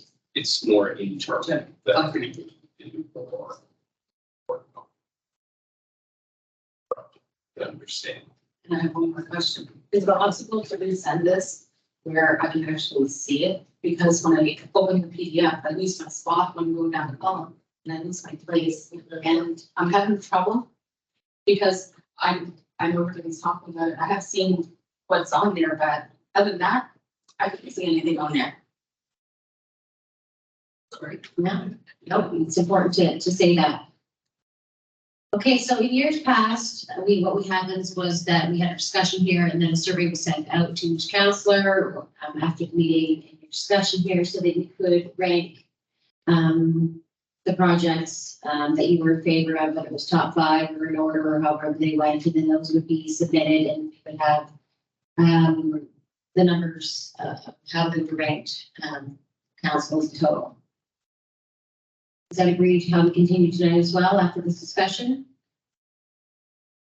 We can rank them privately and then we'll have our numbers and then we can move forward with it that way. Go ahead, Councilor One. Just wondering if there's any way we can group the projects. Because we have some very like renovation here, we've got $4 million. And then it's about $200,000. Like apples and oranges, so it seems that we could find a way to kind of move the projects along, but also take care of some of the smaller ones, because just speaking of Little Harbor, the highways that are concerned about putting a crosswalk, those people are walking from there, seniors are walking, seniors residents to the store. Roads that have no shoulders, and the shoulders that we have to walk them. A lot of heavy traffic, so it seems to me there's a way to group some of it. We could handle both right now, something like that, it's not about the power, so at least far down the list. Especially had a better way of. Instead of just having them one-on-one standalone as they are tonight, would it be fair to say that there should be a category for, like, maybe we should talk about ones that existing infrastructure that needs repair and new infrastructure? Is it fair to make that, and then maybe within that, the lower cost sidewalks as compared to, I don't know how you would. Did that go ahead, Councilor Parker? I would suggest that we have, separation of large and small. Well, let's say, and I'll just throw a figure out there, more than 500,000, less than 500,000. As a way to, I don't disagree that smaller projects should have a way to rise up on the list. Any other comments on that? On how we're ranking? Go ahead, Council Palmer. Just on the Stanwood Drive. Now, we were sending a survey to residents and then, so let's say they said yes, that they want it done. Is that something that we should have on our priority list, or is that something that decided by the residents, if the county has a policy? That if it beats 75%, then we'll do it, we'll cost share, so. I'm just wondering, because that could get ranked. Well, so is that fair to rank that, or we just leave it alone? Or not include it in rankings, because it really depends on the residents. It depends on the residents, but it also depends on council, because ultimately council has, the residents could come back and say, yes, they want it, but council can say, no, we can't afford it. Right, so it does. It's a two-step process, really. Council still has to authorize its portion of the funding. So it could fall in the category of 500,000 on the price. Thank you. Councillor Elliott? I was just wondering, should we be putting the emphasis on ones that have been on capital project lists since forever? And the ones that actually pose a danger to the people within the municipality? Like as in danger situations? Yes. Okay. Gordon Carter? Just recommend dividing here, 500,000 America or whatever. Most of them are gonna fit under the 5,000 anyway. My feeling is that perhaps we want to do with, building a new addition here belongs in a different category out somewhere. If we were to decide to do that someday, I don't think it fits with the rest of these. So the one about, making it more efficient for one and more workspace belongs here, but the 4 million one doesn't belong, and probably the one for the sidewalk at Westwood Road, when it was out here, that million.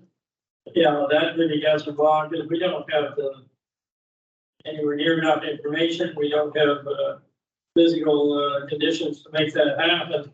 So if you eliminate those two, you really only have the Churchville water one. I think it's the only other one that goes over that 500,000. So you're not, those two, I think, shouldn't maybe be in there. We're listing which ones they should be done, because building is the bigger project that putting on here with all these other ones. And the Westwood Road one is just not doable at this time, so that puts everything else under that 500 mark for us. So okay, gain much by trying to separate. Thank you, Madam Chair. Okay, thank you, Gordon Carter. Councillor Thompson? As far as the Churchville water project, we looked at probably in 2014. We accumulated 35 homes of that village that were called to be able to take advantage of that, and it was only a tabletop exercise at that point, but the engineers at the time said that area was doable. Challenge there is the rate at grade, so they don't have any water pressure to booster stations required. I think Logan would be able to explain that better, but for Churchville, what I would, the path forward for that one is, I think a survey needs to go for, to gauge, and it needs to come up from the municipality. We got to follow the process that we set out in the policies, and if that comes back and they're interested, Then we just got to start designing this. That's the way that project should unfold. There's no design to that right now. As far as grouping it together, I think that if you have, there's three sidewalk projects on there. Two that need to be redone and one that is being plowed by us right now. But why don't we group those together as a group? There's three there, and then there's the design and construct sidewalk for the hard. Whether we're going to get to all that this year or not, but I would suggest that would be a simple way of doing it is to categorize that. As far as municipal building, I think that should be set aside for now. It sounds to me like there's not a lot of work that's been done on that yet. It's just an idea stage, or is there drawings, or what an extension would look like, or addition? So, yeah, thanks. We have been working on the first project. We worked with a consultant, architectural consultant, for the renovations portion. They gave budgetary level estimates on the second year. Yes.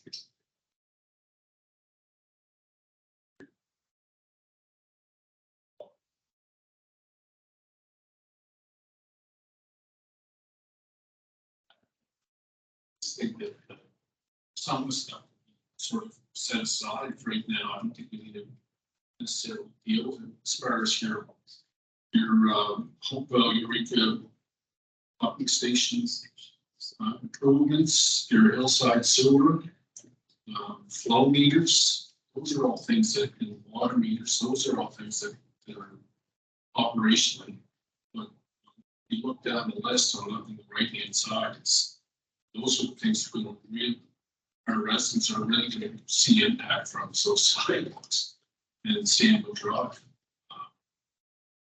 I'm not a huge fan. I think I've said this in the past about our ranking system. I just don't think it works. But what happened over the last 6 years is the only projects that made the list were the largest ones that we're focused on, laser focused, and some of these smaller projects like the project, Stanwood Drive, those things sort of get maybe left off the list. But we got money. There's money out there. We $1.1 million came from provincial government, came out of the air, just fell in our lap this spring. And we can spend it on this stuff. And we do have gas tax reserves, as far as I understand, but knock off a lot of these smaller projects. And then we can focus on some of these bigger ones. That's just my 2 cents. Okay, thank you, Councillor Thompson. Councillor Turner? Madam Chair, the one that I'm disappointed in is the Western Road. Coming up to my 12th year on council, and I wanted to attention to council first year. So it's been pinball around this council at least 11 years. And it will get pinball around again. And there's a decision made. We have the facts and we bring it to a conclusion. So I would like somehow, somewhere, in the next year or so, bring the facts to the table so we can make a decision. And a decision with the facts. So I am disappointed in the process. As I said, it's been pinball around here for at least 11. So that's the one that I'm disappointed. And I am in agreement with Councillor Thompson. It's supposed to be side for us. Thanks. Okay, thank you, Councillor Turner. And we'll finish up here with Councillor Wells. Yeah, when you're talking about the close up pumping station there, when Evan was here, there was supposed to be, it was past the meeting and everything, that the motors were to be changed, so there's something to be done at that station. The station is still just a cluster, you know what? It turned around, it's cost us all kinds of money every time there's a storm, there's pumper trucks there, and they're there for the whole storm. I mean, something's gotta be done, so to pass Hillside's pumping station is just costing the taxpayers more money that fix it, get it over with. It would be done. I've talked to him many times on this. Something's gotta be done down there. Thank you, Councilor Gross. So is it agreed that we'll have surveys sent out, I'm going on with Councilor Thompson's suggestions and seeing with Brian, we'll put the sidewalks together. I think that makes more sense. So going back to Councilor Watt's point, apples to apples, oranges to oranges that we can. And then the other projects in another ranking. And then those will be ranked. We can send out by email or Survey Monkey, fill those out, and then we can bring them back to your council and discussion on this. Is that agreed by everybody? Agreed? Perfect. Okay, Madam Chairman, I'm gonna have to keep going. Sorry, okay? yes, not a problem. Thanks for letting us know. Safe travels. Next, we will move on to municipal service exchange. It's already provided. We've kind of touched on this a few times this evening concerning what's happening, I guess, downloading. There's more news to come up today. I wish we to see lots of content here. Yeah, just the summary that was sent out today, kind of by the province, on the roads, like 1,500 kilometers. The other day, Thursday, the gentleman from transportation basically said it's an $8,000 to $10,000 per year maintenance charge. So you're looking 15 million or $16 million in maintenance costs of those roads per year at those roads, and that doesn't even include your capital investment of infrastructure to maintain them. What was our budget this year? 21 million. Yeah. So I think the comment was maybe this is, you're looking to bankrupt this. This will certainly do it. It's still being spun as voluntary. I think that provided a little more clarity around that. The roads that are currently gravel probably rise to the same political level as ones that are currently paved and might revert back to gravel because they're used 500 per day. Right, because that's a fair traffic volume. Most of these roads you can see on a daily basis. So that's, to me, and the board mentioned, we'll see what they come that call, but that's where the pressure's going to come. It's not now. It's 5-10 years down the road. When people go through their MLAs, and the MLAs are going to say, "We'll just go back to your council. I'm going to buy them. I'll pay them." So I think that one of the suggestions that kind of came out of the first Thursday session last week was around the whole issue of roads and with that and various components like up at the Part A, which is more for the towns that keep precautionary on the roads that go through towns, things like that. Nobody seemed to be objecting to that. But then they separate this out and continue to look at what roads might look like. Because certainly we've gone from a J-Class program to a GH&I program. Not talking the same roads. And I think the point the gentleman the other day made on the J-Class roads, he said, we don't see ourselves paving any new ones because we can't maintain the roads we currently have. That probably makes sense. So if it's a J-Class road, it's not making it that move. Probably makes sense. But just order of magnitude of 16 million on the high end. Councilor Councilor Parker.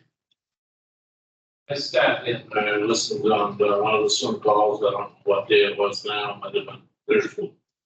I was seeking information, I didn't have that information on numbers for what, I think Councilor Palmer did have some aware of the TH9 password for it.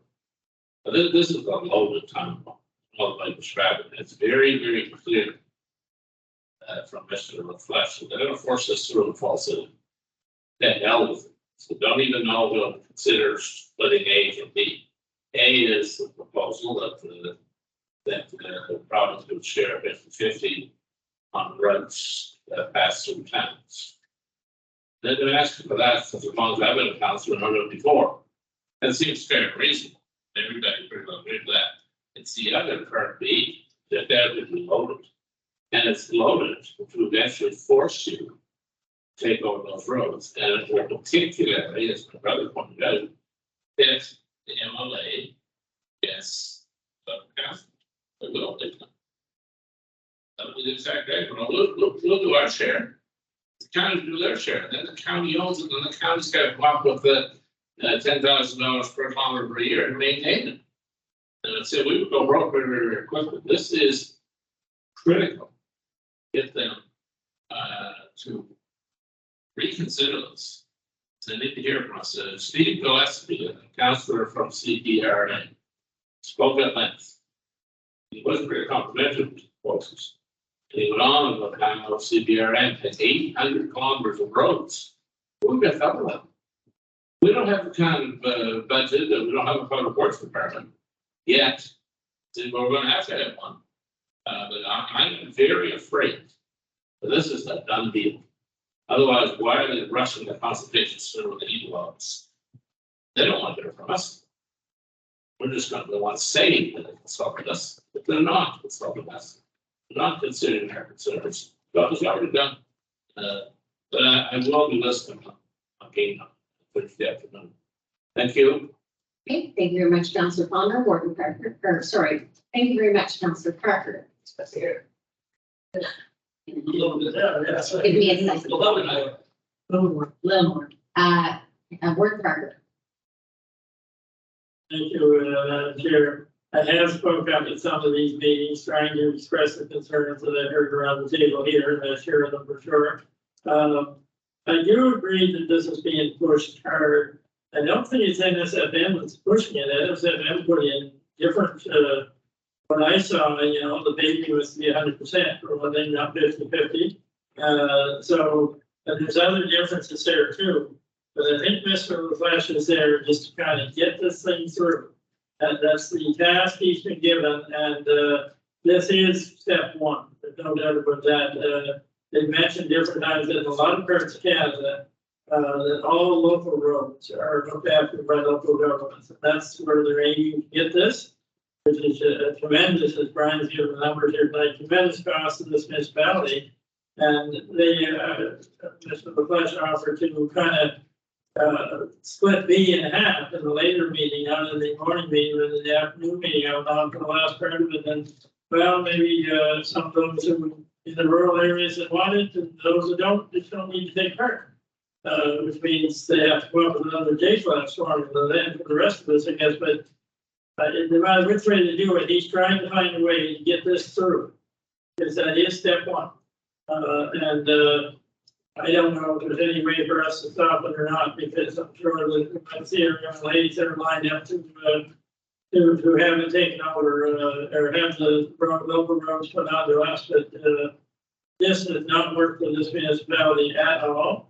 Would be the beginning for total. This has always been a very fiscally responsible council. All back to the 30s almost, it has been.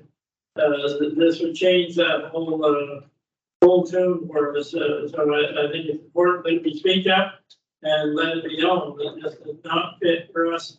The rest of it doesn't mean anything. If we're going to be stuck with the high costs on the roads, yes, we're gaining a little on the jail, and we're gaining a little on the housing, and but we don't gain anything on the schools really, because the one big one was expected, we missed the load on that one.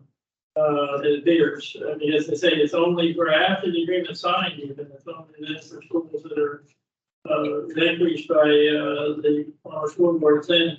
But I think it's important that we continue to speak up against it, because roads is, 95% of it. Thank you. Thank you, Gordon Parker. Council Palmer. Thank you, Chair, excuse me. I also attend the Thursday morning meeting. And looking over the lack of information we have. The category, yeah, they had that work.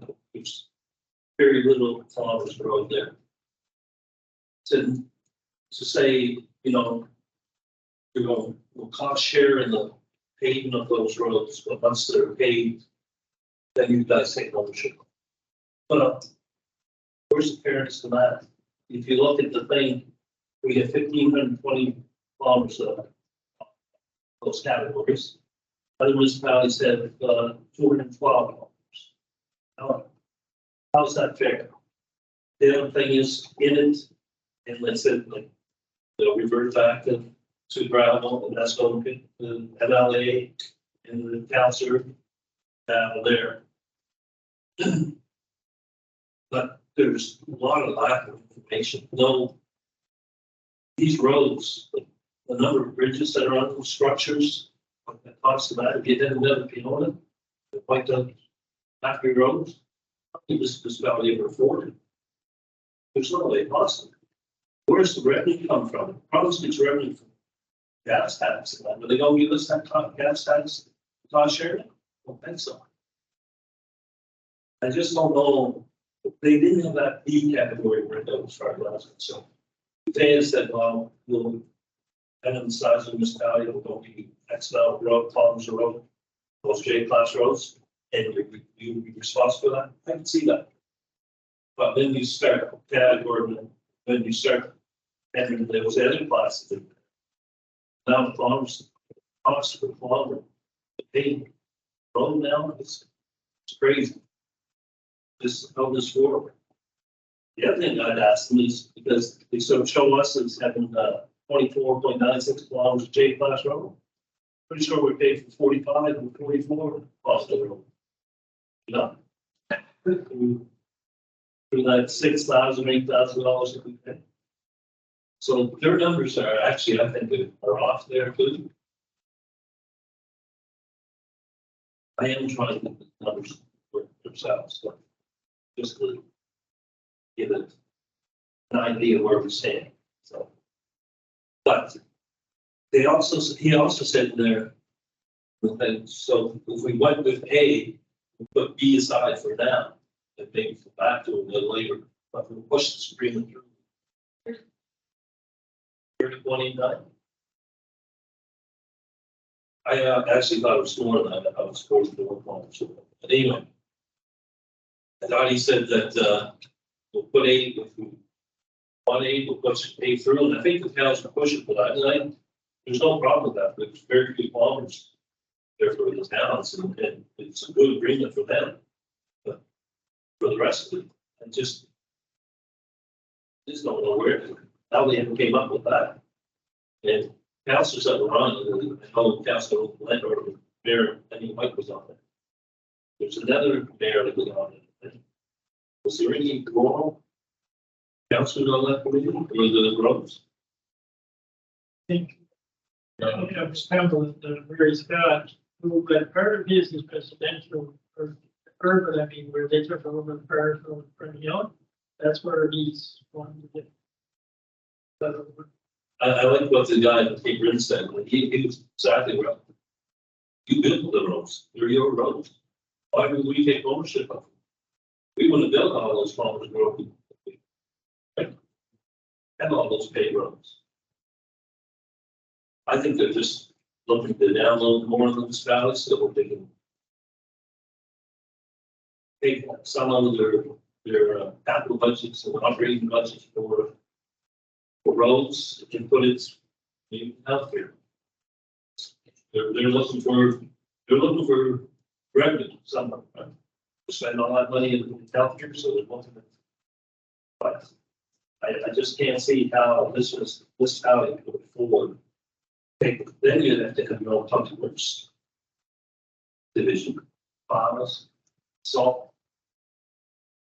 Infrastructure with $4 billion will come close to being what we would require for these, for the machinery. Anyway, I just think that, you better speak out, that we're voice very loud with this, because, if this takes place and we get done, this gets passed, get big troubles in this country. Thank you. Councillor Elliott? The last statement that the board said is, why are we sitting on this? And I think the fact that we know the proposal and we're not sharing it is a bad idea. And I think it should be, the public should be well informed of what this means for the municipality's budget, but not only what they are going to lose out in the taxpayers in their dollar, like all the things that are going to change if this happens and what they're going to lose out on. I think the public has to be involved and they have to be our backbone to make this from not happening and make it preventable so that we have someone rally around us. Because if we don't get their support right from the get-go, they're not going to have the facts and they're going to support the other party. Okay, thank you, Councillor Lee. Councillor Wyman? 3 years down the line, there's a District 2. As well as the other two. I think it's important to get the message to them, how concerned we are with what's going on. Premier as their MLA, most important is the impact he's going to have on someone district, his own health. He's going to be being aware of what's going on. Whether we send him a letter or stating our concerns, or trying to get some sort of meeting set up to get some of this information hammered out. I think we should do something because we are lucky. We have the premier in our county, so showing we can get his here is a concern this strong that he would cripple the municipality altogether with what they're planning. So I think somebody's making aware of this. Okay, do you want to make that a motion? Is there or request meetings to take it to be set up? But it's Okay. Move by Councillor Wyman, second by Councillor Elliott. Go ahead, Councillor Turner. Three seconds, okay. All right, any other questions or comments this evening? so I'll be going to the winter meetings. I've got letter or possibly meeting. You want to say both and see what happens? Okay, see what happens. I'll try both, you never know. Okay. Any other final comments or questions? Councillor Turner?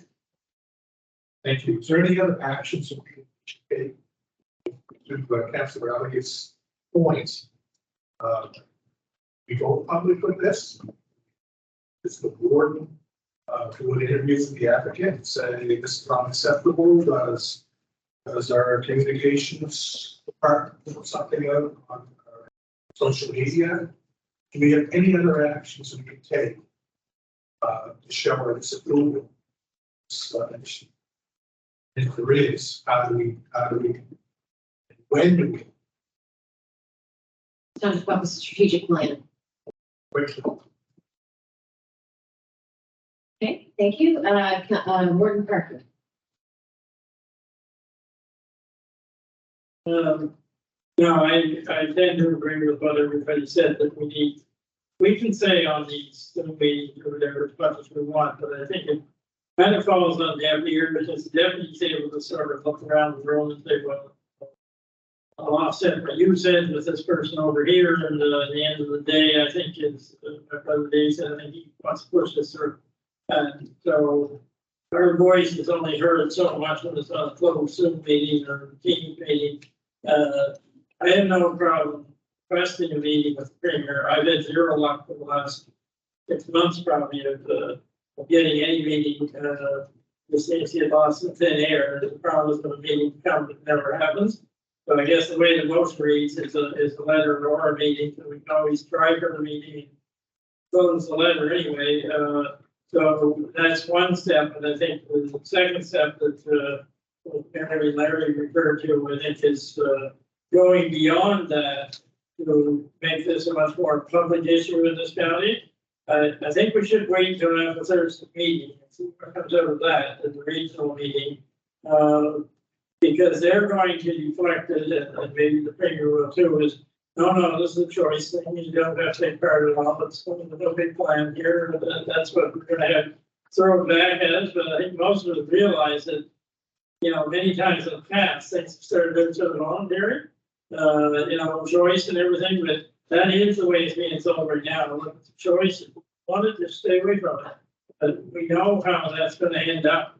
I've been thinking of a couple of roads in my district right now, that they're gonna come to me and say, the MLA tells me that you're the holdup. Your council approves this, we can get our road paved. Suddenly right up to now, we've been saying, this is provincial road, it's up to them to decide. Suddenly it's gonna be up to us to decide, and they're gonna paint us as the bad guys. So I think if we go public with this, I don't have a problem with that, but we need to make sure that we know exactly what we're talking about, because they're going to try to paint it just the other way. Low subdivision roads, which have nothing to do with what we think it is, but if council agrees that that's the road we should go following Thursday's meeting, then I have no problem. Okay, thank you very much, Work Parker. I'm gonna let Councillor Thompson speak first before we get to second. So we talked about getting the premier and MLA in the West and to meet with us. So we should be voicing our displeasure to NSFM too. I think we should tell them that we don't like this deal and we're disappointed that it was negotiated in such fashion. That's all. They need to know that. They need to hear from our perspective, not the amalgam of a whole bunch of rural municipalities. We're in a special spot here where we have roads everywhere. We have roads on roads. Like, and some municipalities don't have the same issue as us. So I think we need a voice. We need to let NSFM that we're not happy with what happened. Would you like to, maybe, should we amend the motion to include a CC to NSFM, or that the letters that we're sending to include them as well, or? I would say it's. I'll make a motion that we. Oh, we already have a motion on the floor. Motion. Yeah, there's a motion on the floor already. We'll have to wait. Okay. Just hold on to that for a second. Just 1 second, Councilor Palmer. And one. I think we should CC, NSFM under parallel. Should have a separate, right? That's why I asked the two or asked. Okay. We need to let them know that this will allow the process. Create that allows a result of what's very jeopardy of our local boundary. At risk. Okay. So I agree, you have to do one on that. Yeah, okay, we can have discussion on that when we deal with that motion. Okay, we have a list here. Councillor Palmer. It was already said, but it still says, I agree with the board there that we should wait till after Thursday meeting where you go public. I think that we should find out exactly what's taking place here. And afterwards, decide what we should be, what we should do. Okay, thank you. Councillor Elliott. I don't think it's our job to inform the province of what's going on. It's the province who's implementing this towards us. That they want it to happen so that the onus is off them. But all I'm worried about is that the people know what's going to happen to their taxpayer, the dollar, that's not going to be there if this gets passed through. So I think the number one priority should be getting the people involved, because they're going to be the most affected by all of this. If there's no municipality because the budget's blown on the roads, what do the people have? Nothing. Okay, thank you, Councillor Elliott. All right, we have a motion on the floor here. Are you clear on the motion? Send a letter to our premier asking for possible meeting as well to discuss the impacts that this would have on our municipality. Call for the vote. All those in favor signify by saying aye. Contrary nay. Motion carried. Councillor Thompson.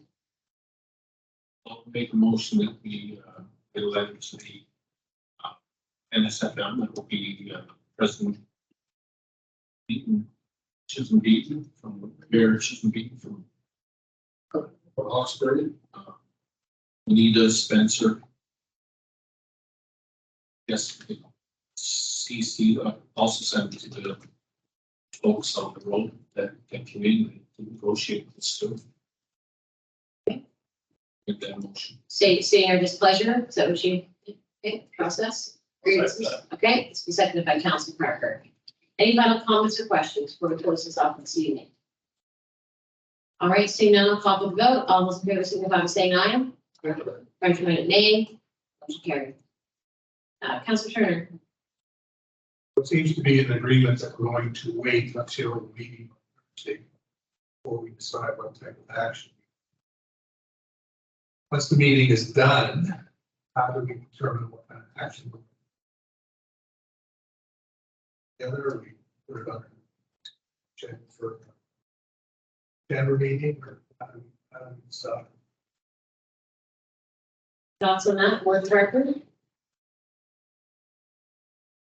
The deputy warden and myself will be meeting with our CAO toward the end of this week, so we'll wait till after that meeting's over and then see if we can come up with a plan and communicate that to the rest of the councilors around the table here and see if we can bring it with whatever direction.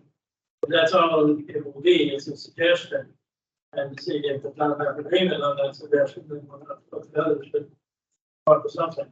The agreement will be over email. Yeah, I will send it everybody, the focus on it, depends on what does everything. So we ask everybody to respond by email. Okay, Councilor Parker? Timing of communication. Now it's particularly lousy time. Now until Labor Day, but almost immediately after Labor Day, there's a shift in mentality to most people. Start paying attention to it. Summer's over, blah, blah, blah. And if we want to try to make this a public issue with public support behind this, we need to be prepared on that council night, September 5th, to launch some and we need to make sure we can mediate here. Suggestion for the end of all this, not good. Or September, very good. Very good. Yes. Perfect. All right, everyone, we'll move on. We'll move on to the tourism marketing levy bylaw. We in our package received information on that, including a possible agreement. This was brought to us, council, or this was brought to council earlier this year. Or what happened at the time of the table dinner or what we did. Right, I'll pass to you for comment. So when it came a few months back, it was tabled basically, so at that point, it was a concept. It was brought back to all the units at the mayors and ordinance level. And very similar to our discussion, it was basically viewed as an all or nothing. Everybody had to be in, just didn't make sense. So all the units basically agreed to forward with the marketing bylaw. I think it comes along virtually. So I think we're doing September. So I think trying to do also looked at the first reading, plus we need the second reading. Or then get that something. But there was an agreement to move forward as.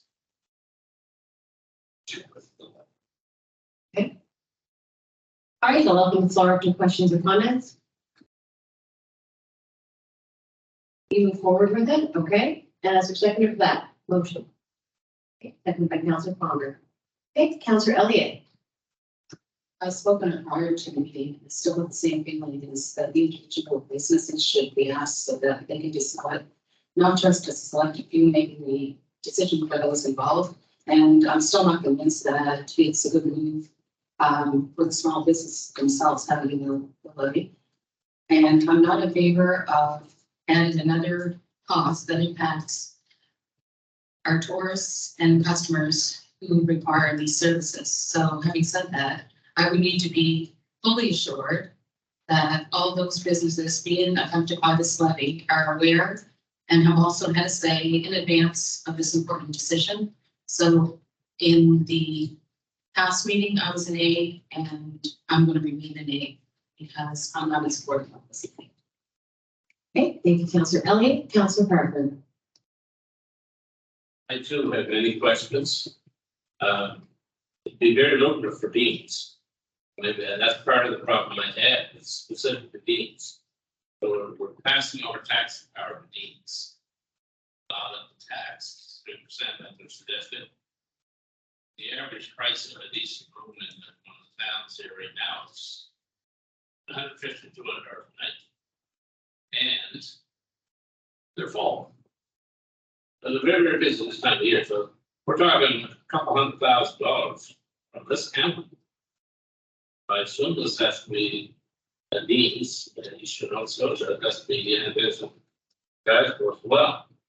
But that's only one of my concerns, okay? They're well funded, wonderful. But who gets caught in this net? And how do they deal with it? It says any other facility. So, for example, you may not be familiar with it, but across from the Whistleberry, they're called twisted tents. Those tents on their pond, that's the thing. They've got one dome, got traditional tents. Okay, I don't know what this is doing. There's people that run not Airbnbs, but bed and breakfast that have a couple rooms that run it. 4 or 5 days a week on busy season. And you read through it, there's tremendous paper burden that the business has to then meet. Okay, that's one of my concerns. Small business. Does this apply to campgrounds? Apply to Tavern Brayshore, the RV park. Okay. Who does it apply to? Does that have an accommodation under the definition? They have to register with tourism and if they do, they fall under this blanket. I know people that run what they call bungees.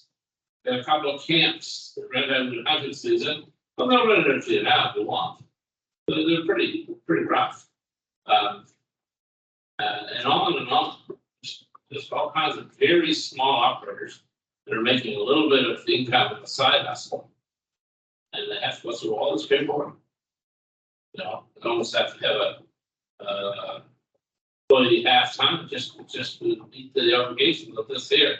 I just think it's overreach. I think it's a poor precedent to say we're going to give a group that deems themselves to be representing that sector. We're going to give you the right to tax. We're going to give you the right to set the conditions on how that tax is collected. We got to collect it for them, then pass it over for them. And even if they pay HST on. Way I read it. It's just not acceptable. The purpose, the foundation, business lobby groups should not be given right to tax. Thank you. Okay, thank you, Councillor Parker. Is there anyone else that wants to speak before we go to the second speakers? Councillor Elliott? One of the questions we had was when the date spoke is who's going to be that person or who is going to be responsible in the municipality to process that and collect it and give it to deeds. That's just, it's creating more work for staff here as well. And enforcement. Go ahead, Councillor Thompson. So earlier today, we talked about the lack of tourism venues and paperbacks. And the Province Nova Scotia is getting out of that business, or they've already done that business. They find 50 person moves around the province, certain areas, probably down in Dartmouth, Amherst, from the airport, all kinds of places like that. But what's going to drive our tourism industry, if that's what this county's all we have left, is promotion, and that costs money. And my understanding is it's the industry that's asked for this. That's my understanding. It's the Dean's membership once this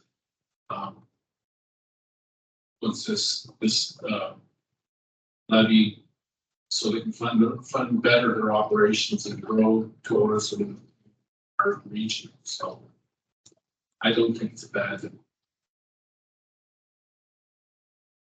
Thank you, Councillor Thompson. Councillor Butlin. Madam Chair, I'm wondering how many counties in the province already have this program in operation.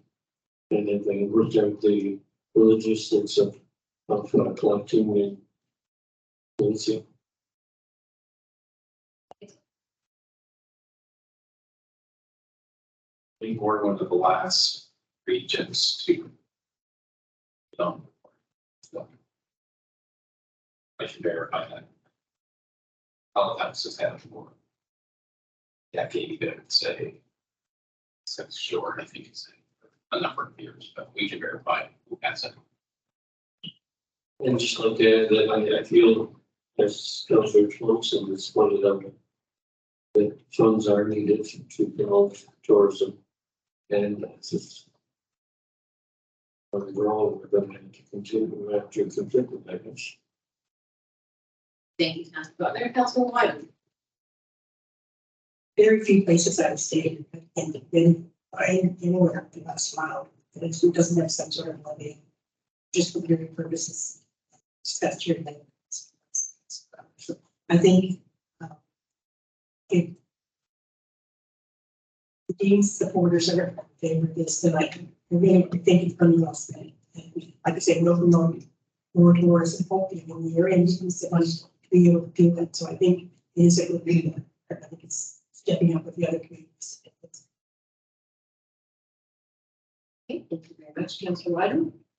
Any other comments? Go ahead, Councillor Turner. So, question, like a stupid question. Why does it have to be executed through municipalities? Is there any other office execute this rather than municipality? Why is it the municipalities' responsibility? Up until recently, it had to be special legislation, and then they changed the MGA to basically give municipalities the provide authority. It's seen as a local tax to support local initiatives, so that's why it's kind of it's done at the local level. And just quickly looking at all of Cape Breton Island, all the municipalities of Cape Breton Island have it. Yarmouth, Colchester, Halifax. So pop up very quickly in Google search. Okay. Warren Carter. Madam Chair, I realize that part of the tourism and certainly the province, I think it's sort of dropped out of the aim on us. We heard earlier tonight with the letter that came back, the visitor centers. But I'm questioning whether the 3% tax has to go through us or being used as a model for it. How much work is that going to involve for us in terms of, we can't put it right down to hours for the month or whatever, but I'm just wondering how much going to that amount of money, say from a particular hotel in Pico, is going to be sent here. And so one of our employees is going to have to keep track and tabulate that and then pay the tax on it. How much work? Yes, we didn't. Volume of work that is. For conservative Brian, I guess, we met. That's right. Guess it would really depend on how many accommodation businesses we actually have. And they're gonna send on remit. It would, from a functioning standpoint, it would function very much similar to the way the transfer tax, sorry, check comes in, it's turned over. The difference, this versus the transfer tax is, the transfer tax comes from a single source, right?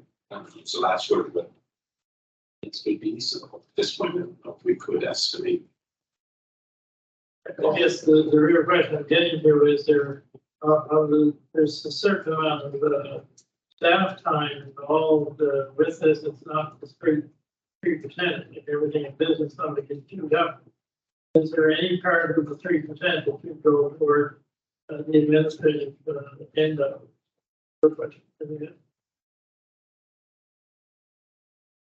That's not what's common. Let's get the. No, I know, all the 3% goes, but then we being the general taxpayer is then not to pay for that, and I guess you could say, well, that's fine, you know, or whatever, but of course, if the business would be paying some of that administrative cost. I do question why we're even involved in this, as Councilor Turner said. I think, you know, why we're the tax collector or just because that's what we do. But, you know, we get caught, you know, kind of, you know, the administrative work for nothing. Thank you, Madam Chair. Okay, thank you, Warden Parker. Councilor Parker. Yes, pretty well touched on why I am objecting. The administrative costs of small business. You know, they have to maintain the facilities, treat the host for the guests, so on and so forth. Now they have to spend a portion of their day, their week, doing a whole lot of paperwork, so passing their 3%. And if you're a small business, that's a major burden. I absolutely refuse to claim that all people of Dean's want this. Oh, people of the membership of Dean's want it. Why don't they just say, well, you've got 10 bids. Rather than average 50% of the time, here's what you owe us. They can't be a member of Dean's until you pay up. What they're trying to do is use this municipality to enforce their ability to collect from their members. The members truly supported it. Don't take comfort in over in Glasgow. They have 100 rooms. 100 rooms, and their occupancy rate is, well, last year, our average price is, that's what you owe us. Pay up, you want to be a member of Dean's. Okay, and this is, it's really damaging to small business. And it's trying to do, it's setting up only Dean's. Dean's is the only one. Now forever. That can collect this fee. That's a mistake right there. Okay. But I can't support it anyway, but it's just terrible. Thank you, Councilor Parker. Any other final comments or questions? Okay, Councilor Palmer. If we don't approve it through this council, then it's squashed for the whole county. That's good effective consideration. And the council members said, you know, you want yours, and I've stayed in many places across the province, across the province. I've lived those, been there for a long time, know how that says forever. So I guess it's up to us if we want to squash it or if we want to see it go forward, but it will provide funds to market Pickle County. So it's really up to the council what we want to do. Okay, thank you, Councilor Palmer. Affiliate? And one comment, Beacon County is very unique and cannot be compared to the city. And people here that are running these small businesses deserve to have their money. I'm not sure that the levy is going to promote these small businesses, and with that done, I'm doubtful that this levy is. My second chair isn't here tonight. So I would like to say a few words, if I could, from chair or so anything over the meeting. Okay, sure, thank you. Go ahead. I'm not against the, I guess, the levy, so to speak. But I am against how it's being collected, through an organization. And I know that the tourism industry can use these funds and there's great things with it. But I just think it's not, I think there's a better way to do it. First of all, I think Dean should be here presenting to us. They should be here talking to us here at a meeting, with something that we're entering into an agreement to. I think that groups have definitely come to talk to us on less, and I think this would have been an opportunity for us to sit down with them and ask them questions about it. Second of all, I don't know who's going to police this. Who's going to oversee this? Who's going to make sure that, the businesses are reporting correctly, how there's offenses and stuff in here I noticed. Well, who's going to be in charge of that? I guess that's a question I have.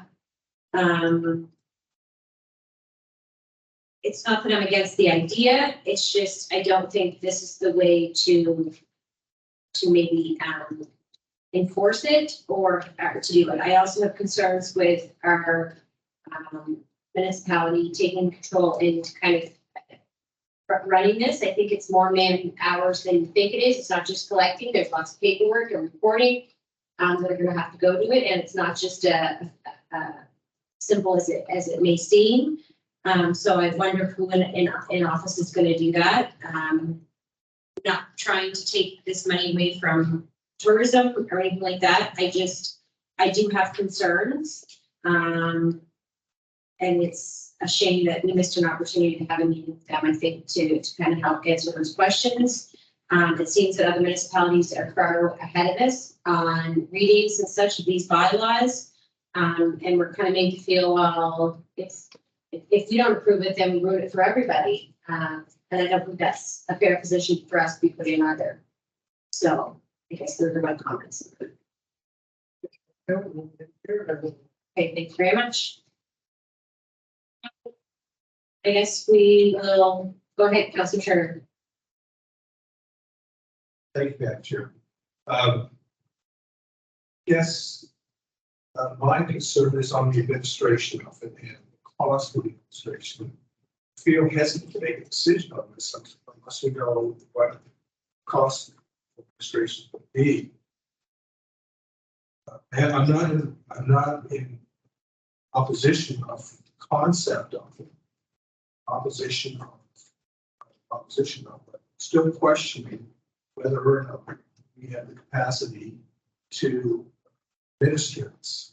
The cost of that administration will be both employees and financial. So just wondering if we can table this until we answer those questions. We need a second for table. Yes, we second for table. I would second that motion. We're at that. Okay, so this motion is tabled. I guess we'll call vote for the table. All those in favor, signify by saying aye. Aye. United nay. 3 nays, raise your hand, please. 4. Thanks.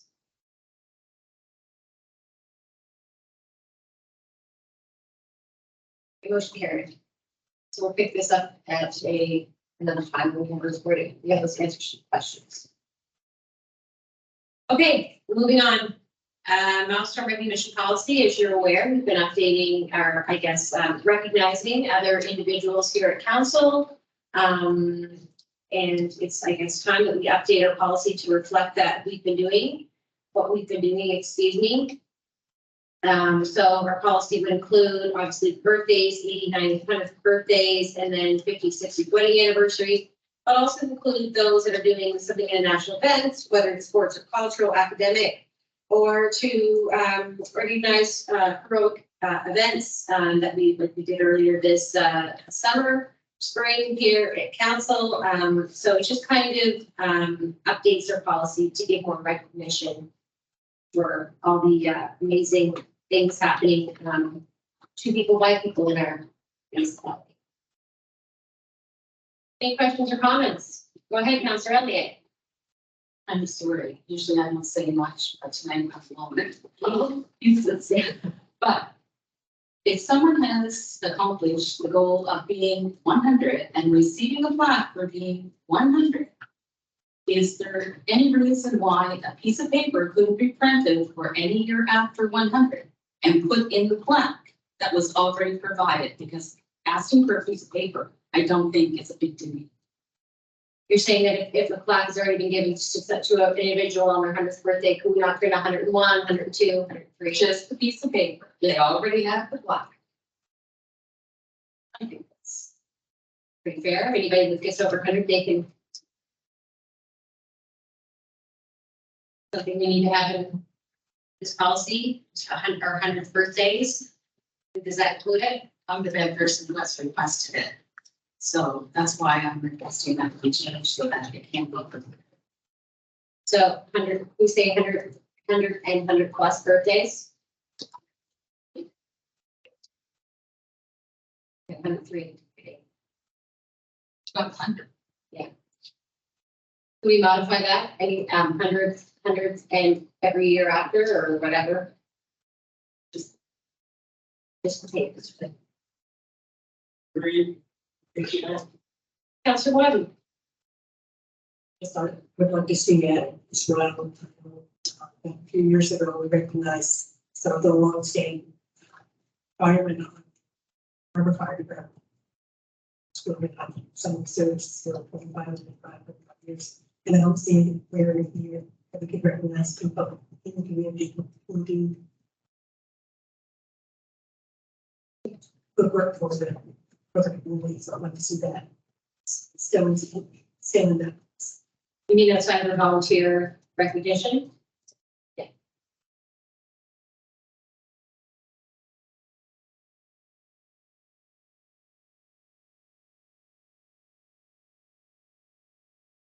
Sure. Okay.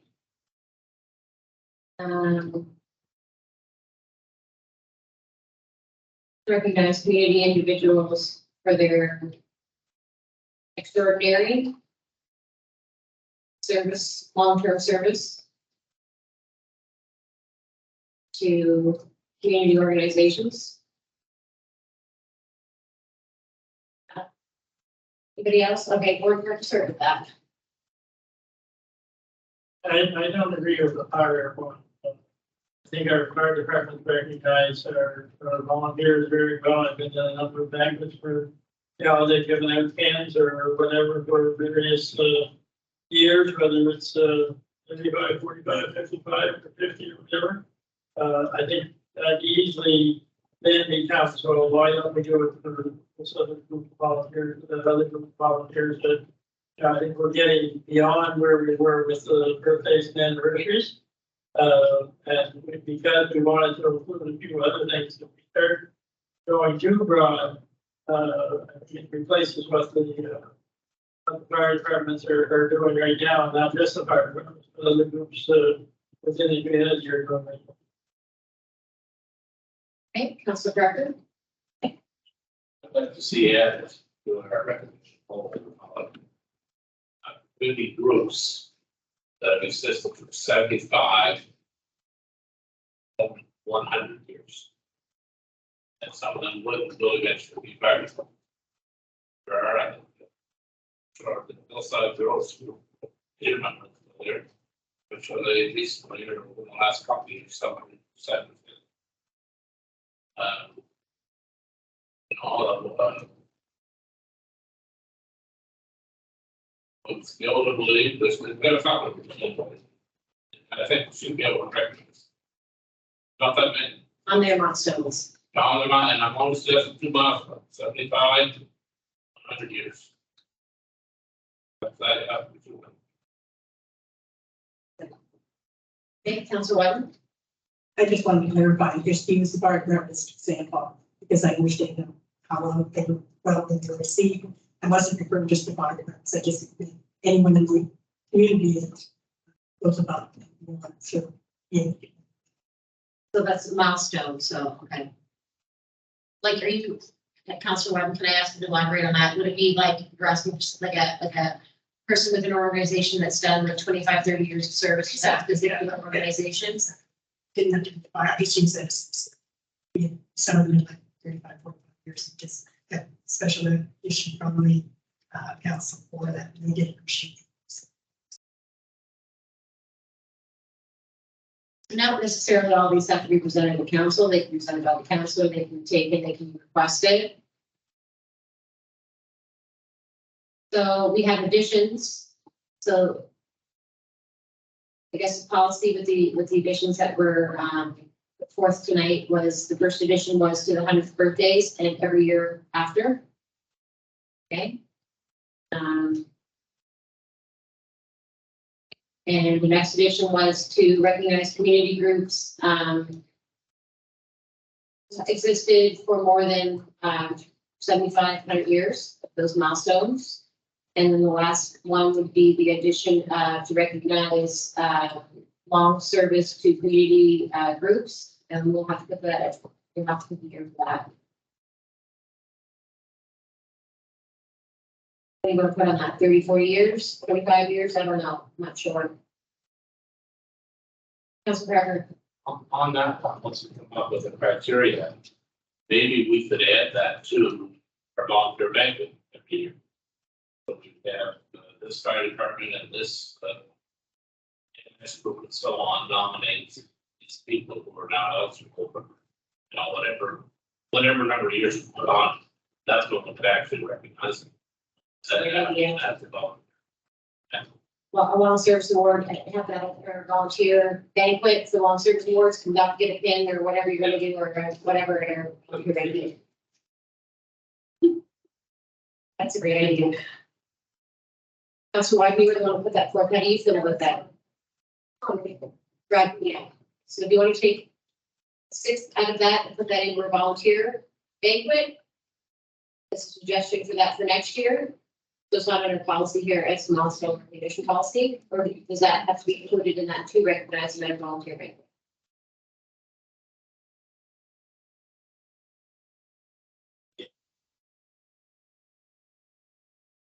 Okay, so this is the place to do it. It's arbitrary, yeah. Okay.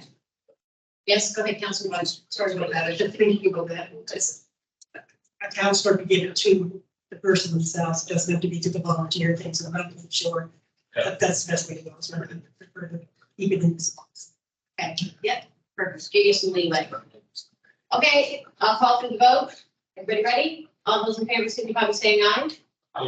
Contrary-minded, nay. Carried. That, ladies and gentlemen, thank you for coming this evening, and I'll call the meeting adjourned.